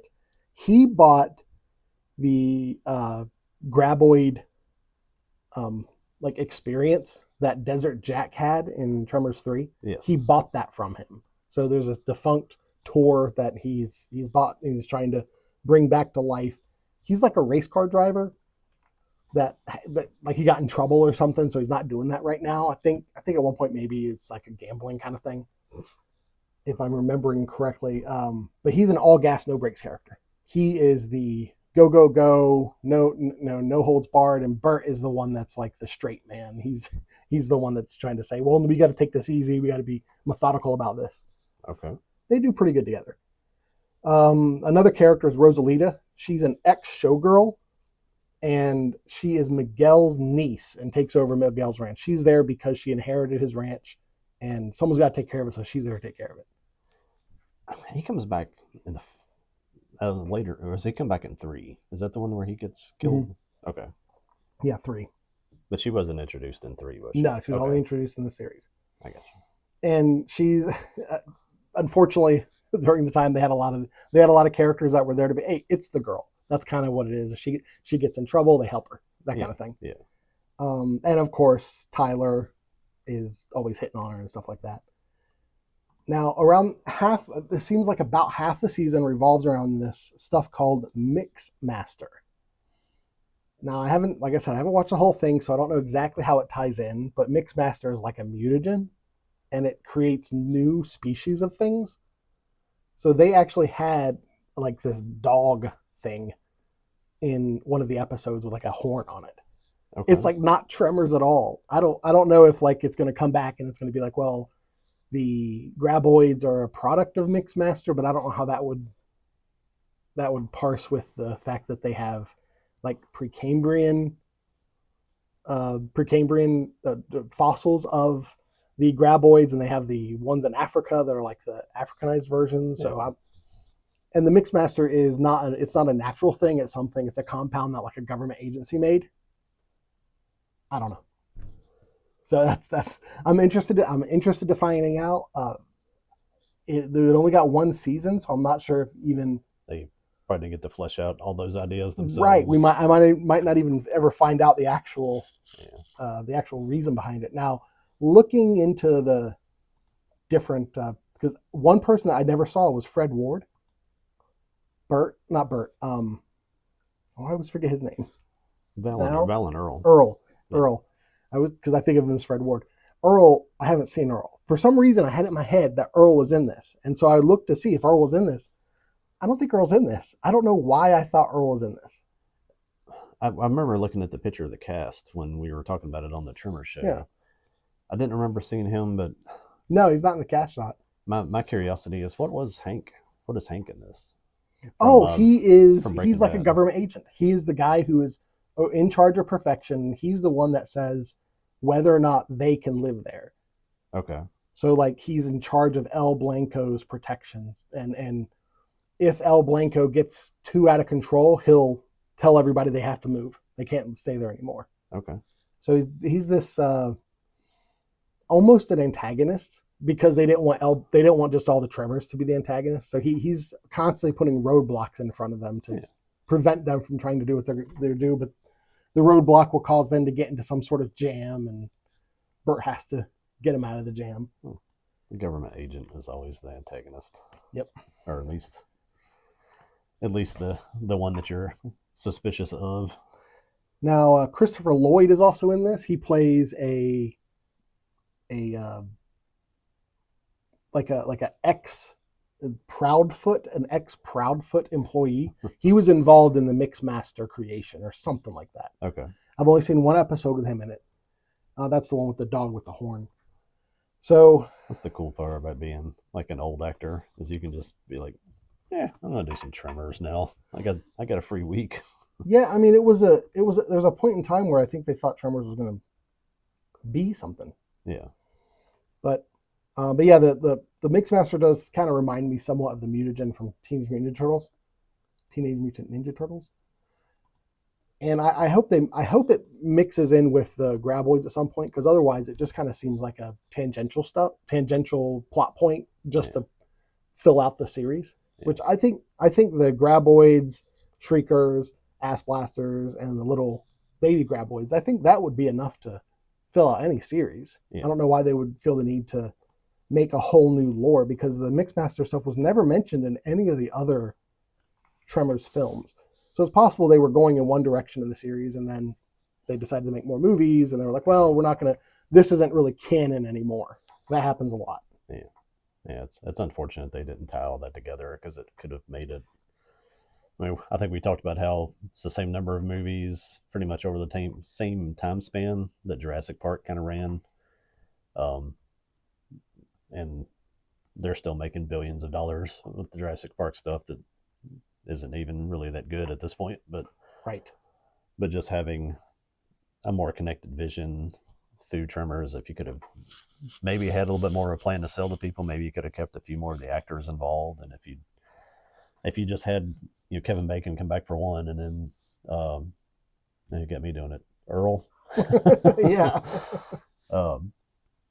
Had him come back for one, that kind of thing, where you keep some fan interest in it that way, and stuff. It could have probably wouldn't have been like a Jurassic Park level franchise, a little bit too niche for that, but it would have maybe kept a little bit more money involved in the studios, and maybe kept it a little bit more uniform. But that's the dog thing. Yeah, I brought up a picture of the dog. Project 412 is what they call it. Just like a dog with a horn. Yeah. I don't know. But I'm enjoying it. It's one of those things where, like, hey, if you're a fan of the Tremors franchise and you want more Bert, yeah, go ahead. Yeah, that's the thing. The beauty of the movie was not just Bert; it was just the mix of the people involved in it. It was a really nice. What's the old thing from McDonald's where you had the cold stuff on one side and the hot stuff, and you had to put it together? Yeah, I can't remember what that sandwich was called. They made such a big deal over that when we were kids, but. It's the whole mix of everything that makes it good, and it's kind of hard to just maintain it with just a piece. Right. Yeah. Well, it's definitely, as you watch the Tremors franchise, you need to accept that they took Bert from the first movie, who was a side character, and made him the main character of the series. Yeah. If you can accept that, you'll have a good time. Yeah. All right. Speaking of accepting that and having a good time, Superman. We discussed this a little bit. Definitely. Well, I had some stuff you have to accept. Desserts last time that I wanted to. Those are my two looking forwards to, was Jurassic Park and this. I saw so much stuff on Jurassic Park before I ever had a chance to see it, and got talked out of seeing it, that I scrapped that. I'm going to wait and just catch it on whatever I can catch it on, where I don't have to spend $14 to see it. I went. And I took a couple of people to go see Superman. $80. I was Yeah, like, yeah, no, oh it's not. man, $80. I don't mind doing it as a family outing. I mean, good lord, I've grown up when you take four people out to eat somewhere. If you're anywhere other than local, if you go into a city to go eat, I'm spending $75 to $100 unless we're just eating fast food. Yeah, So I'm used to that. That's why you just don't go do it all the time. But the movies are the same way. I'd love to take a group of people to go. I just can't go do it every weekend. right. But same vein of that of Superman. By the time that got here, I honestly was really, really just tired of even hearing about it. And I hadn't seen anything other than just I do watch a lot of YouTube, and my YouTube was just inundated with it, and everybody I feel saying, like Gunn was really open with pretty much anything involving the movie before the movie even came out. "Yeah, I watched a few people that talk about stuff, and I'm kind of getting to a point I'm starting to not like to watch those anymore because they can't. It So seems like they just can't eat, or maybe that's just their stick is they just don't want to enjoy anything. mhm. But A long time ago, I stopped watching it. Like a lot of people, when these particular talking heads got famous, yeah, it was around the time of Star Wars, yeah, and a lot of people, such as myself, were finding creators who were making videos that was reflecting what we were saying. yeah.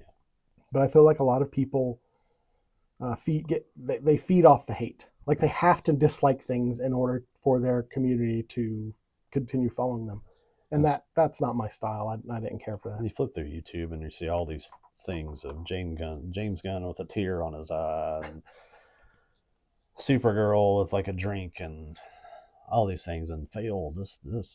I'm like, it's like, really? Is that really what we need? It A constant stream of it's like that's fine to review stuff and criticize it, but it's just I don't know.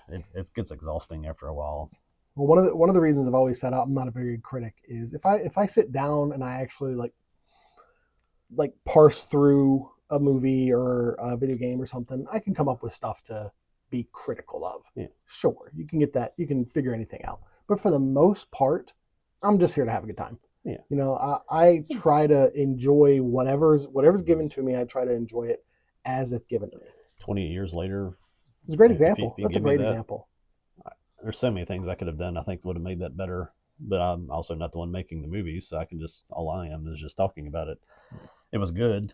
It could have been better, but I like the franchise and I like a lot of the people involved, so I was fine with what it was. I think they missed on a few things that could have made it taken it to another level, but there's a couple things I probably could have done somewhere in the last 51 years that might have taken me to a different level too. Yeah, and I've I seen a didn't do them. couple of reviews talk about it and I'm really critical of it. Yeah, I'm like, yeah, you can tear it apart if you want, but I think with coming into Superman, probably that helped me a little bit as I approached this because I kind of got to the point of I just don't really care what anybody thinks about mm-hmm. this movie. I don't care about the movie. I don't care whether it succeeds or fails. My wife and I had a free day. We wanted to go do something, and it was like, let's go see Superman. And I went to there with the expectations of going into a gas station looking for good sushi. I was like, I have no expectations at this point. It's probably going to suck. It's probably going to be horrible, blah, blah, blah. But let's watch it and see what it is. And almost sort of feel like maybe come away with a better movie experience if you go in just being like, yeah, I'm expecting the absolute worst. And Well, the surefire way to ruin something for yourself is coming in with like preconceived notions. yeah, 'Cause I've done well, that before. that's my other side of this is that I grew up. We didn't have money to go out and collect everything. I got random GI Joe comics, a piece or two of some He Man and Transformers comics, and the only other comics I had would be something you'd pick up at like people that would have out in their yard at like the Fincastle Festival. I'd end up with a random Superman comic or an X-Men comic or something like that. So I didn't grow up immersed in this stuff. I saw the Christopher Reeves movie. I missed all the series because we didn't have cable. I never saw any of the Smallville or any of that kind of stuff. I heard a lot of people talking about how good they were, and I was like, yeah, it's cool. I wish I had TV. Yeah, the Adventures of Superman and Lois Lane, I think it was called, with Dean Cain. Yeah, I remember watching that a lot. back in the 90s, and I really enjoyed that. I remember That was really my introduction to the character. I remember Superman. going into stores and seeing all the DC animated stuff and being like, "Oh wow, that's cool." But I don't have $30 to buy that with, so I'm not buying that. So really, Christopher Reeves movies and then the Henry Cavill stuff. I never even saw the one in between, the Kevin Spacey. What was his name? The Return of Superman. Brandon Routh. Is that I think so. Yeah. The only reason I know that name is from the movie Ted. That that movie was supposed to be a sequel to Superman Returns. Like he was supposed to be playing the same Superman as Christopher Reeve. Okay. Yeah, so I never even saw that. So my investment into Superman is not huge, and from the trailers and stuff that I saw relentlessly on everything that I watched, because it seemed like they showed 70 minutes of the movie in trailer form. Yeah. After a couple weeks, with so many characters and things, I had no idea what they were. I was like, well, I guess I at least don't have to worry about my expectation level on any of this, because I don't know what any of these people are. So they can't do it wrong if I don't know who they are. Right. One of the characters that's in it was from the first time I ever saw them was in the Arrow show. So I mean, I think the fact that some people are aware of these characters from other media, I think other than comic books, is what. The first time I had access to, I guess that was all CW stuff, wasn't it? Mm-hmm. To that was when I was in college, that we had cable that we could get. They had that. And I was so swamped in college with trying to keep up with schoolwork that it was like I had cable for the first time in my life and I could not watch it. It was like I'm sitting here trying to just not fail out of the school, so I can't watch TV. I think you could probably go through. So, I mean, everybody knows who Supergirl is. I'm going to talk about the characters in it. I don't think any of these are spoilers. I think this has all been told beforehand. So, like, they had Hot Girl, and Hot Girl was also in, like, Legends of Tomorrow, CW show. Okay. They had Mr. Terrific was in the Arrow CW show. That's one that I've never heard of. Yeah. I was just like, is that a thing? And it was like, yeah, okay. Then cool character in the movie. The Green Lantern now, the particular Guy Gardner, the particular Green Lantern, as far as I'm aware, has never been in a show. Yeah. But Green Lantern is one of those things where it's like, well, you kind of. I saw the Ryan Reynolds movie, so at least I was aware of the fact that Green Lanterns are everywhere. Yeah, they're space police. They're space police. Yeah. So it was good to see Nathan Fillion in a superhero film. That was one of the things that was like, yeah, I'll go ahead and pull the trigger on this and go see it. It's like I'm a big fan of him. He's criminally underrepresented in movies. He should have been the Harrison Ford of our generation, I think. Yeah. But I don't know what happened there with. There's a handful of characters you can ask that question. Well, what happened? Bruce Campbell's one of them. Yeah. It's like there was a moment where it seemed like he was about to take off. Yeah. And then he just didn't. Yeah, it could be that they made enough and just didn't want to go any further than where they were. And it could always have to do with like artist integrity, like what they wanted to do. I can relate to that because I'm sitting here running my own business and I'm not waiting for my shift in Atlanta with Norfolk and Southern. Right. I could be making a lot more money doing a lot less, but I'm happy with where I am. So with Superman, the James Gunn version, what do you think? I enjoyed the movie. You enjoyed the movie? I'll get my complaint out of the way first, and I don't think this is a spoiler. It's the same criticism I had of, surprise, surprise, I'm going to tie this to a Godzilla movie, to Godzilla versus Kong, is that Godzilla is the king of the monsters. And I understand why they were doing that in there, that they wanted to show this Mechagodzilla threat was super powerful, and it's the same thing that I think happened in here, that these threats for Superman were super powerful and a problem. But the whole Godzilla versus Mechagodzilla with Kong fight that happens over the last 30 minutes of that movie was just Godzilla getting his ass kicked for 30 minutes. Yeah. And I'm like, you're beating up my monster here. And I kind of felt like there was too much of that in this movie. It's not spoiling anything to be that there is a redemption arc in that, or a moment in that. Well, the first thing they showed of this film is the first scene of the film is that's him right from the trailer. Yeah, so. Falling into the snow, just beat to a pulp. Yeah. So yeah. I don't think I'd ever I mean, you see that in the older Superman stuff when he gives up his powers to be with Lois in the what's the second one, right? I think so. Yeah, it's Superman 2. But outside of that, it's like he gets hit by a car and the car collapses around him, Right. and things like that. It seemed like there wasn't enough of that in this to where he was the Man of Steel. He was the Yeah, man. definitely wouldn't call him the Man of Steel. He was the man of aluminum. Yeah. In this one, he took his dents. Seemed a little too fallible. Fiberglass. But outside of that, I enjoyed the story arc. I thought it was well put together. There was a few things that were kind of thrown in that was like, I'm not sure why that was there, but um, all the things about this is going to be woke and blah blah blah. I guess you could read deep enough into something and make it something that it probably wasn't. There are video games out there.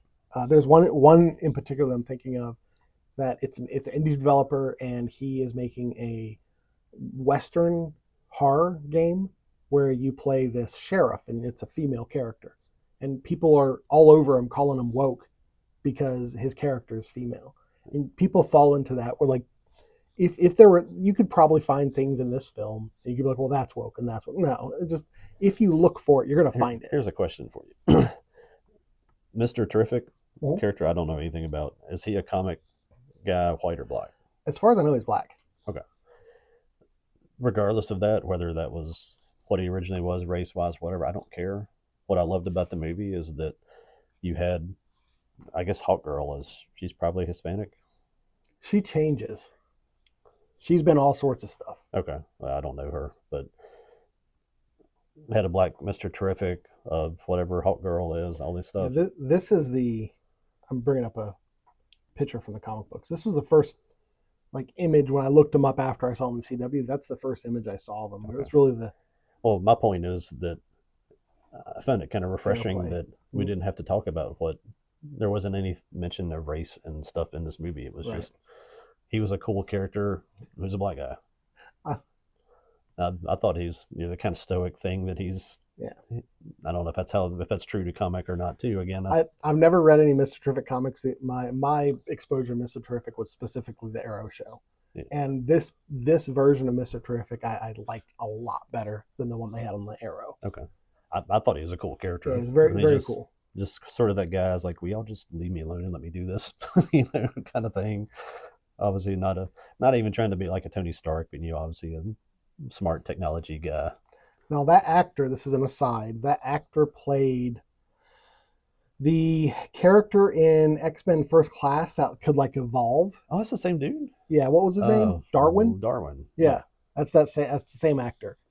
And that I had no idea. I didn't even look at that. A part of what they were saying in the media was that this is kind of atoning for the fact that they killed a character whose superpower is to evolve out of any danger, and they killed him.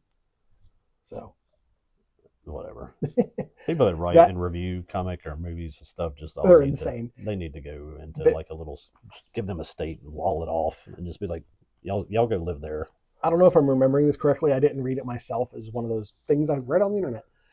There was something where I think it was fighting the Hulk or something, and what his evolutionary powers did was just teleport him to the other side of the planet, because that was the best way to get him out of harm's way, is just other side of the planet. Okay. Interesting power.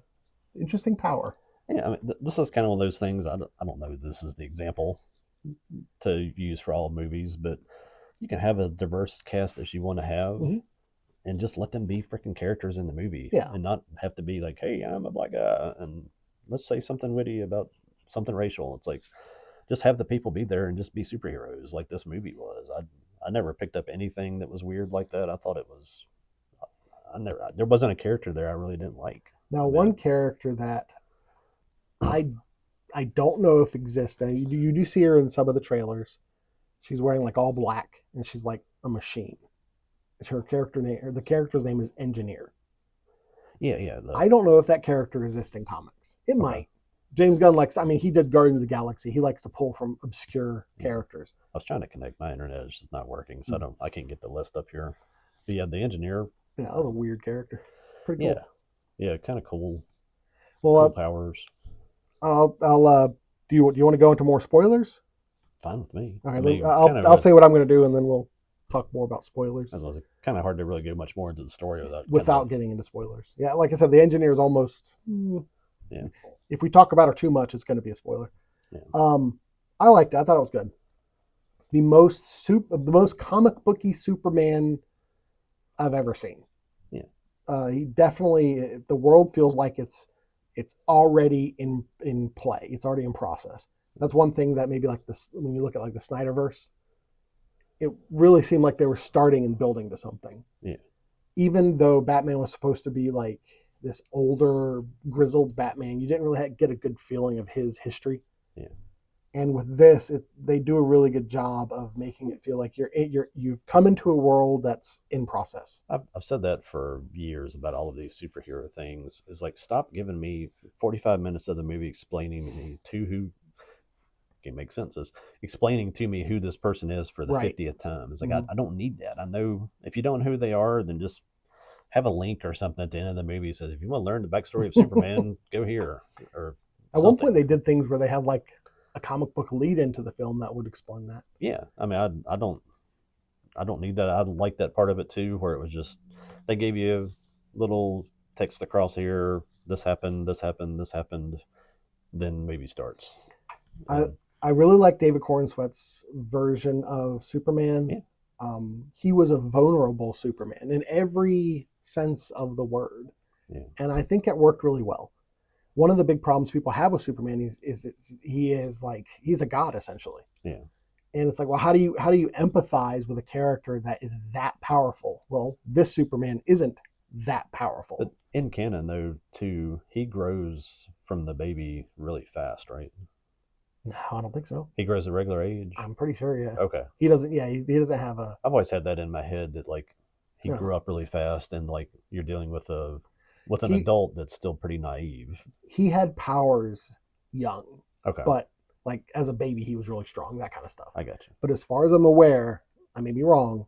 He grew at normal human rate. I may just remembering the little montages of him running by the school bus in the old Yeah. Christopher Reeves movie, where they're trying to speed you through that part of his life, making that seem like he grew up fast or something. But That would be an interesting aspect in a Superman story, but I think they kind of do it with Shazam. Yeah. You know, because he's a Billy Batson is a kid who looks like an adult. Even if he grows at normal rate, though, he's isolated in Kansas on a farm, so Yeah. he's still pretty naive when he goes to the city. Mhm. So and that explains a lot of the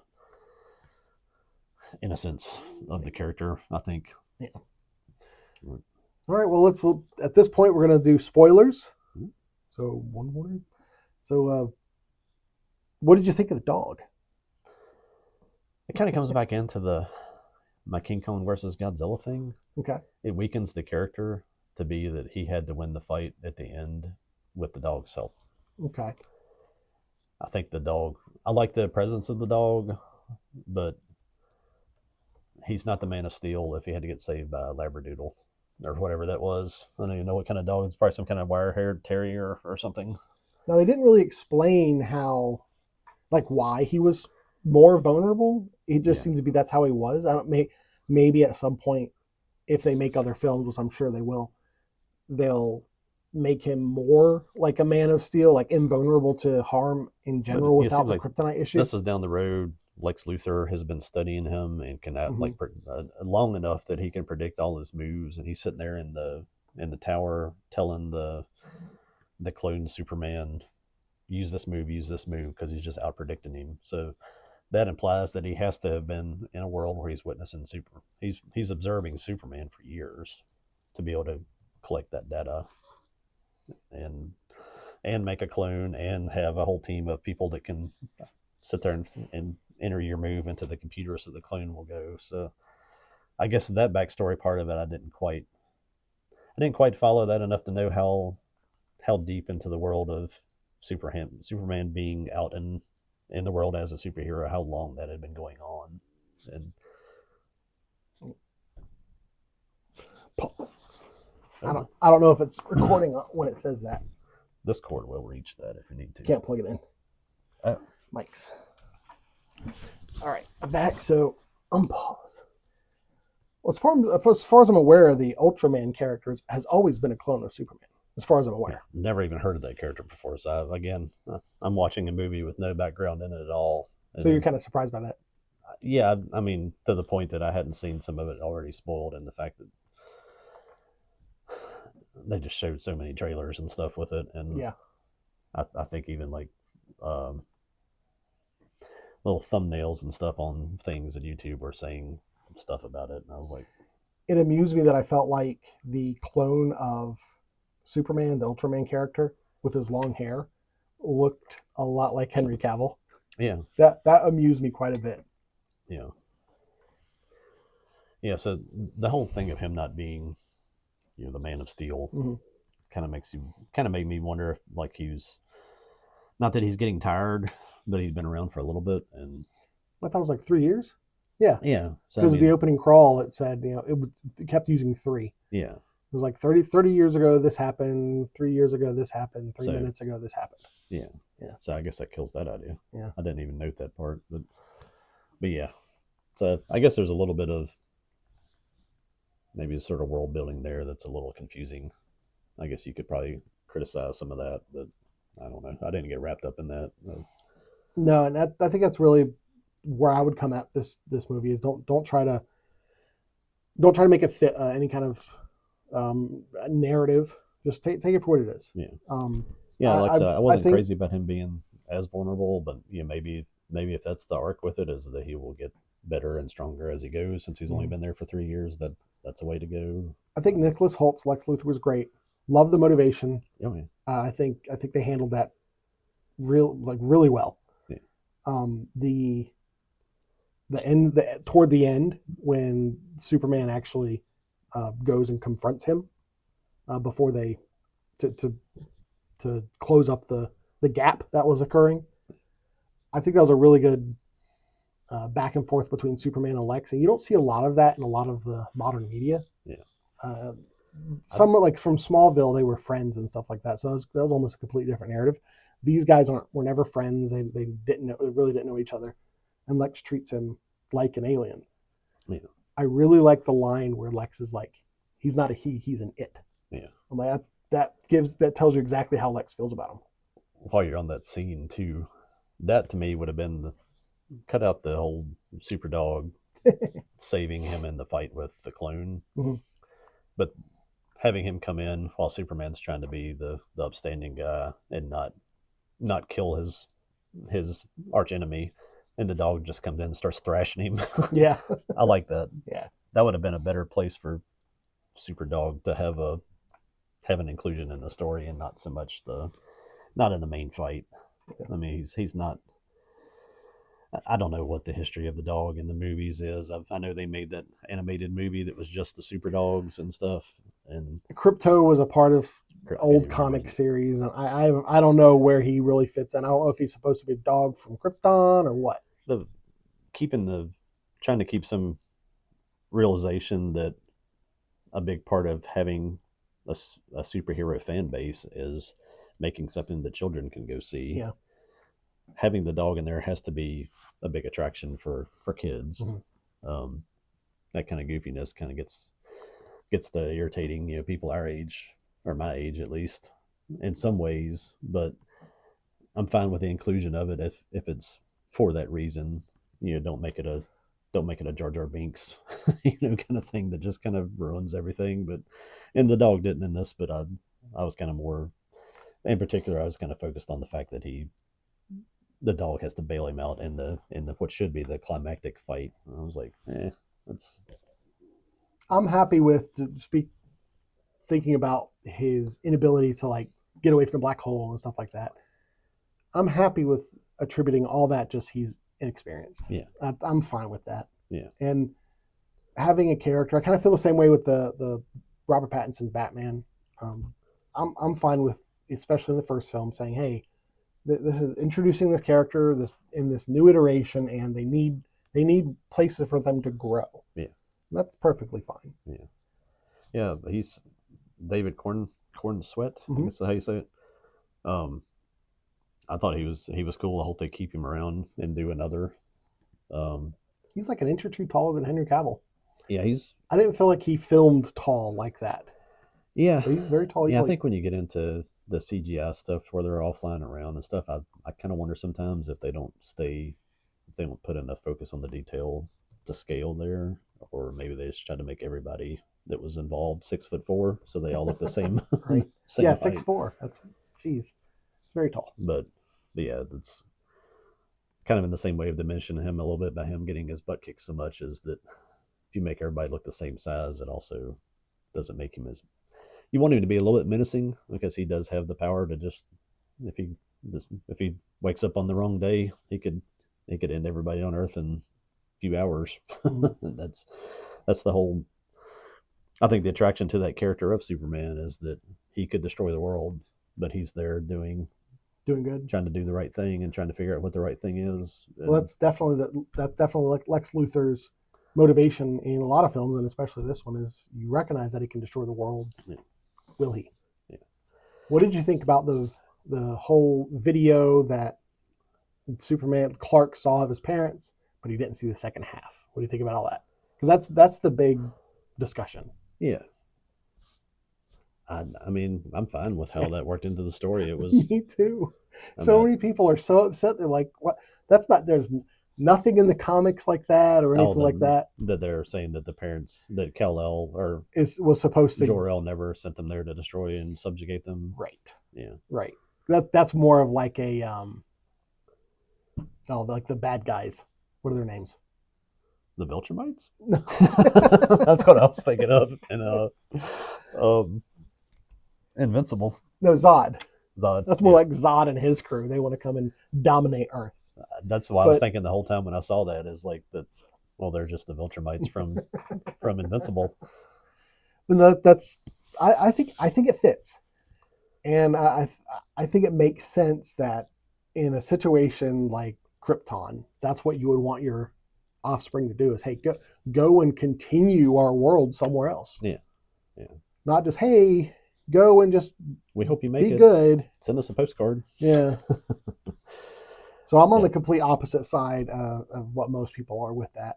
I But didn't even have a side on that. I just thought I liked the you fact just that thought that was it. the message told him to do good. He grew up living his whole life trying to do good, and when he saw that the parents had an ulterior message there, that he replaced the video of them with the parents in Kansas. Yeah. And I was like, I I'm good with that. It's kind of a nice message for any child that gets adopted, that if you're raised by two people, even if they didn't give birth to you, they're your parents and they love you, and you should treat them as your parents. And I didn't care much for the portrayal of the Kents, the I, Kent I was farm, the getting ready to Kent say house. that I thought they went overboard on trying to turn them into a couple yokel rednecks. Yeah. They're talking into the phone and Leaning way down. leaning way down and overdoing the accents. It's like I don't know too many people in Kansas, but we've done shows there. I don't remember people walking around like howdy y'all. It's just not. And like the house they lived in seemed more like something that would be in like a suburb than a farm. Yeah. He so I didn't really get that feeling that he grew up on it. He grew up on a farm. He grew up where the Kents had like a suburb type house and had some cattle. And that was it. It comes back when he has to talk with his dad on the porch. It's like his dad talks like a normal dad talking to him. Mm-hmm. So it's almost like they shifted. I wonder what they filmed first. If they, because sometimes you're filming stuff later in the film early because of where you are in the set and stuff like that, Right. where the Kents didn't seem to match at times between scenes, and I don't know if that was something I just picked up on, or if that's something that you would notice on a rewatch or not, or if that's something they did or they're not aware that they did, but it seemed like their accents even changed a little bit as they went. It might have. So maybe at some point they shot a scene and then next time they're like, why don't y'all back off the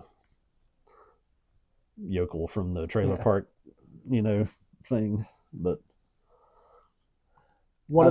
I guess too, you get used to Kevin Costner and oh Lord, what's that beautiful Was that woman? Mary Tyler Moore? Is that who it was? No. Still one of the most beautiful women in Hollywood. She's Didn't probably she? in her 60s or 70s. No, Mary Tyler Moore played Aunt May. Yeah. But the one that played in the Henry Cavill movies, and was she not Oh, I know who you're talking about. Diane Lane. Diane Lane. Yeah. I mean, good lord. Yeah, Martha Kent. Yeah. When you get those two in your mind as parents, it makes me not even remember what the parents look like in the old original movies.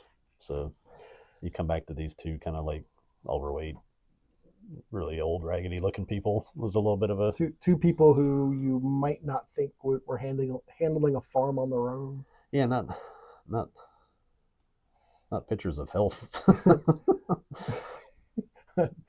So talking about comparing to the older films, Lois Lane, played by Rachel Bronsonen. Brosnahan. Brosnahan. Thank you. Yeah. What else? What else is she in? Not much. I'm not connected at the moment, so I can't pull it up. But I didn't know she was not a dark-haired brunette, or is she? She looks like a. She's got dark eyebrows, dark highlights. Yeah. I think that picture that comes up when you pull up Internet Movie Database is probably maybe a hair dye. Maybe. Well, the dark hair suits her a lot better. Yeah. I think if you I like compare her- her to the original I like Lois her Lane, better I than- think she's great. I think like she her did a better than great Margot job. Kidder. That's I don't know if I said this on a previous one or not. I always thought in the original '80s Superman movies that I even thought as a kid is like, if this guy's like the best superhero in the world and he's the Man of Steel, then why is he fooling with Margot Kidder? I never liked her. She always was kind of irritating to me. But And as much as I like Amy Adams as an actress, I didn't care for her as Lois Lane in the Snyder films. I was fine with her. It was like I guess being the redhead seemed like it was mixing metaphors. You know, it's like, isn't the redhead Spider-Man? I think as far as the actress goes, I, I didn't have a problem with her as the character. She was, I guess I always thought Margaret Kidder was kind of annoying. So uh, these two were much better. And I thought she was, I don't know if she's the best portrayal of Lois Lane. I haven't seen the shows and stuff like that, but the best of the ones that I've seen anyway. There's a recent Superman show I've seen none of that people seem to really like, where it's like Superman, Lois Lane, and they have two kids. Yeah. See, people seem to really like the both Superman and Lois portrayal in that. Yeah. But yeah, I think out of all the casting, I think overall the casting was fantastic. Yeah, I really don't have any problems with any of the characters. I said that earlier that there wasn't anything in here that struck me as annoying or wrong or whatever. And I'm sure there's some people who are like, oh, you can't do that because so and so in the comic is this. And I'm like, my only annoyance is Jimmy Olsen. Oh, the reporter dude. Mm-hmm. Yeah. I was fine with his casting. I think he's a great. He was in a TV show with oh goodness, the Santa Clarita Diet, where with Drew Barrymore, and there's like zombies and stuff. Yeah. And he was a great actor in that. He plays a similar character in this. I think he's a fine actor. He does the role fine. I just couldn't get over the feeling that I felt like he was a self-insert for James Gunn. Yes, I because they don't have enough back knowledge to. As far as I'm aware, Jimmy Olsen was never like a heartthrob or anything like that, and they set him up as like all the women want Jimmy Olsen. Even at one point, Lois is like, "How do you do it?" It just seemed really out of place to me. I didn't believe it. So, yeah, I go back to the '80s movies with Gene Hackman and Ed Beatty and the guy who I don't know who even played the Jimmy Olsen character in that. I remember kind of what he looked like. No idea. Kind of like a young John C. Reilly. I know it's not the same guy, but everybody gets all sanctimonious and serious about this. Is like, am I remembering wrong? Were they not all kind of goofball characters? Yeah. I mean, I always kind of thought they were kind of being that comic relief, comic book type characters in that, and a tiny bit of like slapstick. Yeah. And I think that was the product of the times. Yeah. Serious comics didn't really happen until like the 80s. That's the only even awareness I had of Jimmy Olsen as a character, so I didn't have anything to really compare to other than I remember like what the guy looked like in the old '80s movie. But I kind of like the play of Luther's girlfriend and him. My wife and I just randomly were having this different conversation about how it's just remarkable how you can recognize how obnoxious and dumb or whatever some women portray themselves as, but there's still that part of being a guy that just kicks in and you turn into the big dumb male that's just like laughing at everything that they say because like we're talking like in terms of like Chanel West Coast on Mhm. ridiculousness and stuff like that. That is a fantastic like likening to that character. Yeah, Is a where Chanel West Coast character. you know very that much. like probably more obnoxious than you could probably stand to be around for a minute, but you still find yourself as a big dumb guy, just like she's cute. That was Jimmy Olsen. And the character I don't even have it up here on the screen. That's Lex Luthor's girlfriend. I forget what she's even called. I don't even remember what her name is. I Not on the cast I list. thought that was funny with the. Oh yeah, Eve. She has black hair in this picture. Yeah. If you go through this, what I've got pulled up and try to figure out who's what, you have to like look for a minute. A lot of them look a lot different. Yeah, the girl they show for the picture of that little Supergirl cameo was like, is that the same girl? Yeah, same girl. It's like, yeah, okay.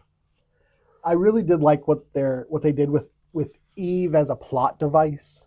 I thought that was really clever. A little bit of a redemption for her character to show that she's not just this dumb bimbo that's hanging around Lex just for his money. Yeah, and just taking selfies all the time. Yeah, she was actually like infiltrating his operation, and so I thought that I did the plot device with that. I thought was good. I didn't really buy the whole the relationship between her and Jimmy, and I guess maybe I needed more backstory, or I don't know. I don't know if I want more backstory. If I was going to add a comic device, funny scene to that movie, it would have been just to show her feet. Because they made such a big deal over her being mutant toes and shrimp toe. It looks like somebody threw a shrimp cocktail on the ground and stuff. But it would have to be, and this would kind of be like a callback to like Seinfeld and stuff, where like it's just that she has one toe that's longer than the others, or something like that, where her feet look fine. I was hoping that like Jimmy Olsen would like go meet up with her, and she's like, "I gotta take my shoes off," and just be like, "Blah," just like actually be terrifying, just like this terrifying beast comes out of her shoe. I'd be surprised if you rewatch it and you rewatch it trying to see if they ever do show her feet. I'd be surprised if they don't at some point. Yeah. But they don't like center it on the screen. That was one of those things they mentioned it enough times. I'm like, come on, man, you got to at least pay that toes off.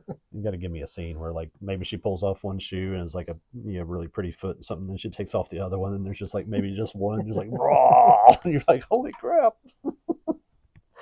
But the Superman robot, and this is just because I saw it's Alan Tudyk. Yeah. From Firefly fame. That's where everybody fell in love with him. Robot from Rogue Rogue One. He played in a TV series recently called Resident Alien. I think I might have talked about that at some point on this. Yeah. Maybe. He's great. Yeah. He's great. Yeah. I mean, he kind of elevates anything you're watching. If he's in it, his part usually elevates it to a certain point. Yeah. But yeah, I guess the only other thing we can talk about is Supergirl. What'd you think about that? That seemed to me like if you wanted to do something with it, maybe that would have been like one of your credit scenes or something. I didn't see the point in it. It's to set her up. Yeah, that's all it is. Yeah, I mean you can do that. Isn't that the whole point of like credit scenes? And the credit scene ended up being he and Mr. Terrific looking at a crack. Yeah, that was kind of weird. I was like, that seemed like unnecessary to take us back to that after sitting through all the credits for 2 minutes, but. I had no opinion other than that probably could have not been in the movie, and I would have been fine. But a persistent question I had throughout the movie was with Crypto, because I kept wondering. I was like, well, is he a dog that got superpowers somehow, or is he a Krypton dog? Yeah. And as far as I'm aware, Supergirl's story has always been she came here as a teen. Yeah, like she didn't come as a baby. So. That kind of answered that question for me. Crypto belongs to her. He's not Superman's dog, so Crypto clearly, I'm assuming, clearly came with her. Yeah. So it is a Kryptonite, not Kryptonite. It's a Kryptonian dog. If for no other reason, I'm glad she's in the film for that. Yeah, yeah. I like her characterization. I like the idea of a superhero who doesn't care, doesn't really go with their responsibilities, and she's probably going to have to learn. I think there's a Supergirl film that's going to be coming out. She's going to have to learn to, step up to the plate and actually be a superhero. I'm digging Will Smith. Hancock. Thank you. While I was saying it, I was thinking in my head, this is her story is her characterization is Hancock. Yeah. Uh, Yeah. I mean, that's a fun arc. It's mm. uh, Hancock is always a funny story because it's one of those ones that we took. I wish I could remember how old he was, but the superhero movie, Will Smith. Sure, if there were reviews or warnings that we just missed them, I took my son to go see it, and I know he wasn't middle school age, maybe late elementary school, maybe he just was in middle school. Mm-hmm. But what are you 40 minutes into that, or 44 minutes into that movie where they're like, I'm gonna take your head and stick it in your rear, Yeah. and I'm gonna do that, and I'm gonna stick your own head in your own rear end, and you're like, Oops. you're kind of looking at your wife and like, oops, and then like they actually do they do the scene in the movie where the guy's he sticks his head in the other guy's rear in the prison, and you're like, oh wow, okay. Another comment I've seen people kind of talking about with this is where Lex shoots the guy who makes falafels or something. Yeah. Or makes sandwiches or like Superman bought a sandwich from him at the one guy, point. guy who's trying to get him out of the hole and just saying, Yeah. Doesn't matter, we believe in you, all that stuff. Mm-hmm. And he shoots him to like prove how evil he is. Yeah. I don't have a problem with that. I'm happy. I'm glad to see evil characters being evil. If you're gonna have a bad guy, then let him be bad. Let him be bad, exactly. I don't need a redemption thing, or I don't need you to justify why they're bad because somebody did something bad to them earlier. Yeah. It's like there's just evil in the world, and that's why you need Superman. And yeah, I mean, he and whatever character, that guy from Brosnan or the country Moravia, yeah, they just laugh it off like, oops, we didn't want to kill him that quick. There is that level of evil and power all over the world, and it's a problem, and that's why you need good people. That's why this country is such a bastion of freedom, is that we're one of the only places that is the resistance against that kind of stuff from taking over entire continents. And you can say what you want to say about anything in this country, but it's like we're not subjugated right now because we're the country that we are, and we have a history of a couple hundred years of standing up to people that are like that. And I think you need to portray that in movies just as a reminder that there are awful people in the world that will do the same to you for less if you let that happen. I think there are a lot of people making comparisons to the two countries in this film to like Israel and Gaza. You could do Israel, Gaza. You could do Ukraine, Russia. I don't think it was supposed to be specifically any two countries. There historically has been warring countries, and there's always an oppressor. 300 years. Yeah, exactly. That was what I was going to say at one point about, if there was anything political with this, it's somebody trying to make a connection to that little arc of the story to something. Right. To current day politics and Trump and Israel and Gaza and Iran and blah blah blah, and like it's just two bad countries. It's just a country that's invading another country, and you have to pick if for it to be another country, you have to pick an ethnicity of some sort. And at one point in time in movie history, they would have chosen like Russia and someone else. Like at one point, we were comfortable saying, "Hey, this country's a bad country," and I think that probably stopped with like Iraq, Iran, those kind of countries. And when it comes to media, you get that like little bit of broken up Yugoslavia down into the Middle East area where you have Eastern European ethnic people that are kind of mixing into Turkish and Middle Eastern people, and to me it seemed like it's in that area. Like you pick a country, Serbia going into Turkey or Syria or something like that, where I think racially that's pretty accurate. Could have been a lot of places. That could have been like a southern Russia into Afghanistan, Azerbaijan, somewhere area like that. Where I was thinking of how like Top Gun Maverick, they had the country they were bombing the nuclear site of. Yeah. They didn't really say what country it was, and it's kind of that same situation where it's like, well, it's just a bad guy. They're not trying to make a political statement with this. It's just a bad guy. They remade Red Dawn, and what did they try to say that was? It was like a Korean, other random Asian country syndicate. Oh, really? Instead of the Soviet Union. Oh, okay. But they were even too scared to say China. I think when they did that, it was like it's like a little break off country of this. And they somehow another two small break off segments of Asia took over the world. I'm like, yeah, okay. Why don't you just say China? I mean, that's what we're all thinking. And the first one was the Soviet Union because that was the threat at the time. And but yeah, the that's probably the I still haven't watched any of these people that review stuff go into what they thought about any of that. I'm sure that's what they're saying is it's a. I haven't watched any reviews. All my exposure to what social media is saying is like through like Twitter and stuff like that. Just the stuff I come across that from the feed. You mean the monkeys that are just typing online? Yes, the monkeys that are typing online. That's Twitter. That was before it came out. That got leaked. That a part of it was Superman getting hate online, and that was something a lot of people were really worried about. That like, oh, so the Superman's enemy is going to be the cancel mob. I'm glad that was just like a subplot. I kind of like that part that just portray that all the people that go online and try to are monkeys. sow all this stupid animosity between people is just a bunch of monkeys that are just sitting there typing on the computer. It's literally they farmed that out to countries to where there's just somebody that sits there and if you have an account on there, they'll say that you post something and you get somebody to come on and say something awful to you, and if you go look at it, it's like what they have like 5 followers and their account's been there for 2 days. Have you seen the pictures of the people who work at these like social media farms? I haven't looked that deep into it. They've just got like 30 phones in front of them. They're just running back and and forth. They're just running back and forth, going to all the different phones. Yeah. I feel sorry that people actually do that for a living, but hey, got to make a living. Or that somebody has the money to fund that is crazy. Yeah, somebody. Yeah. Superman. Lex Luthor. Yeah. Give me more of this. I am happy. I was happy with the stuff that James Gunn did with Guardians of the Galaxy. When this came out, I was like, and I love the Henry Cavill Superman. I love the Snyderverse. I'm close to being what they call a Snyder bro, but I'm not mad about it. I guess I just wish we got more. I like the Man of Steel, and I finally got around to watching the Snyder cut of the Justice League, but it's so long. I watched it one time, and it's just watch it in chapters, man.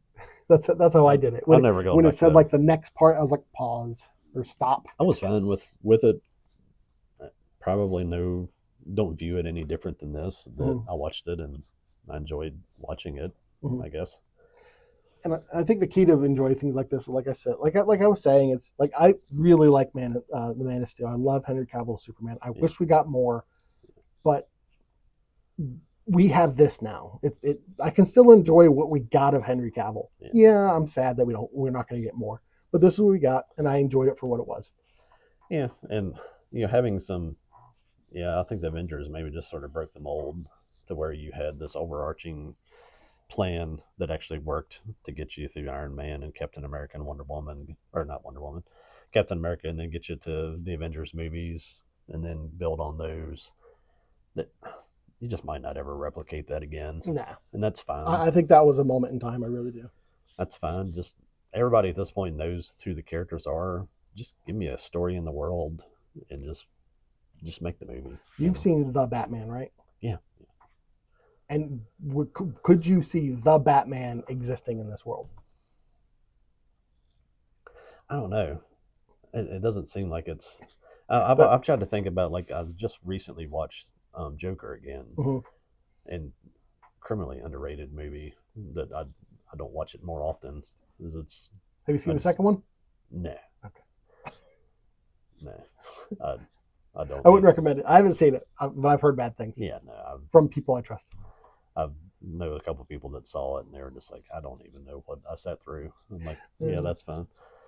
But I've tried to think about the Batman with Joker. It's like, I'm not sure you could even mix those two together. I guess maybe you could, but it just doesn't seem like they're so different.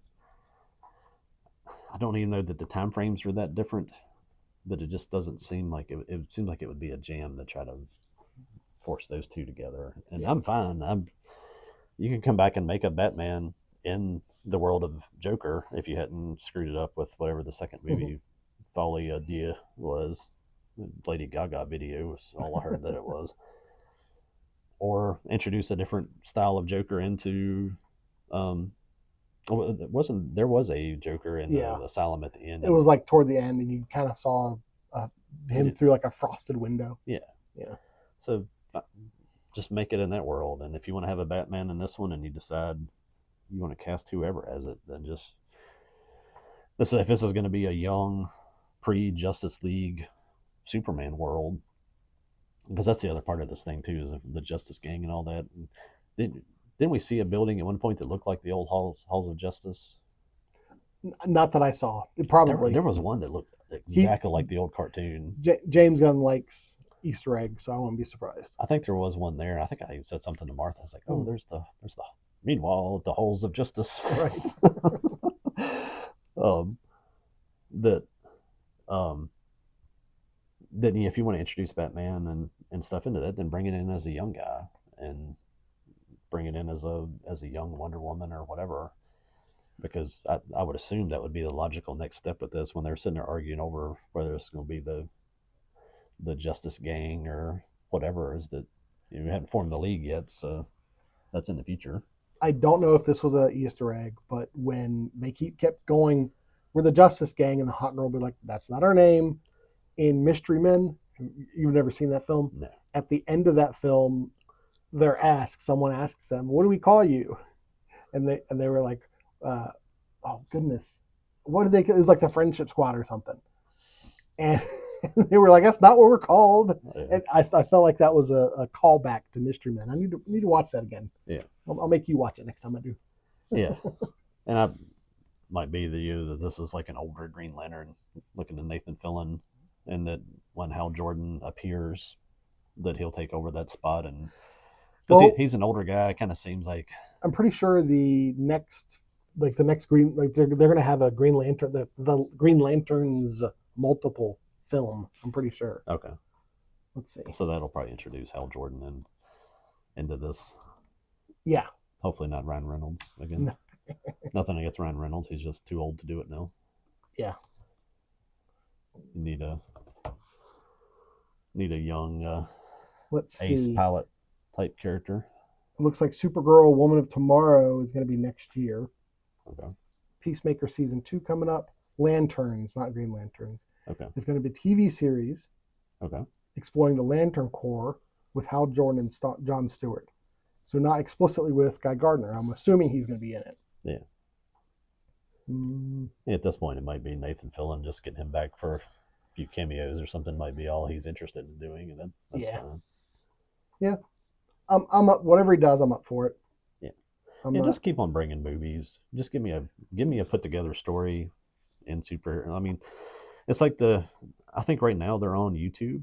I've chased these things around. They were on Tubi for a while. Mm-hmm. The DC animated movies. Mm-hmm. I'll turn them on, and there's going to be a few plot points in those things. So I have not watched them in order. I have never figured out which order to try to watch them in. I'll just pick one and turn it on. And there's always a thing in there where I'm like, what is this? Or what's like, I know I'm missing some kind of backstory, or I don't know about this character, but it's not so overarching that you can't watch the movie. It might just be that there's some weird character in here that I don't really understand who this is supposed to be. And I'm fine with that. If the movie is a good watch, then I don't need to know everything that Hawk Girl did prior to this, or how Nathan Fillion got the bowl cut from whatever planet gives bad haircuts, and just give me the characters. Give me a fun story with a good bad guy. That's the thing that's so hard to do in movies anymore. It's like you just don't. People are scared to make a good bad guy. Well, I definitely think Lex Luthor fills those shoes. He was a fantastic villain. Yeah, he's looking forward to more. Young enough that he can stay with the series too for a while and develop into an older Lex Luthor. And I was seeing like in DC animated stuff too. He gets like jacked in some episodes. Like he becomes big. And I don't know. There's an alternate world where like he's the good guy and he's fighting against Batman and Superman and all this stuff. Where he has like basically sort of like a Batman suit where he's trying to augment his power with his technology and stuff like that. Yeah, Lex Luthor making a Superman Buster kind of Iron Man looking suit is a regular plot point in from what I've seen in the different media. So you've got room to develop that kind of stuff with him. If you keep the core there of Corn Sweat, Brosnahan, and him, and good Lord, how many characters are there in the DC universe you can introduce anytime if the girl that you have playing Hawk Girl is not available for the next thing, then fine. There's another character. Bring in Shazam, or bring in, your next version of the Flash, or bring in an Aquaman with blonde hair that rides seahorses. Well, I'm looking forward to seeing what they do. Give me an Aquaman that's not just Jason Momoa going around like, check out my tattoos and my hair. All right. Well, is there anything else? I kind of lost where I was for a second. I think, is that all of our I think appetizers? that's good. Yeah. Okay. All right. Well, next time it's going to be the main course, and we are going to be talking about the Shawshank Redemption. I'm going to shift gears pretty drastically. Yeah, pretty drastically. It's the completely different tone. And that'll be in a week for you guys, but in a few minutes for us. All right. All right. Well, thanks for joining us, Joel. We'll see you on the next one. All right.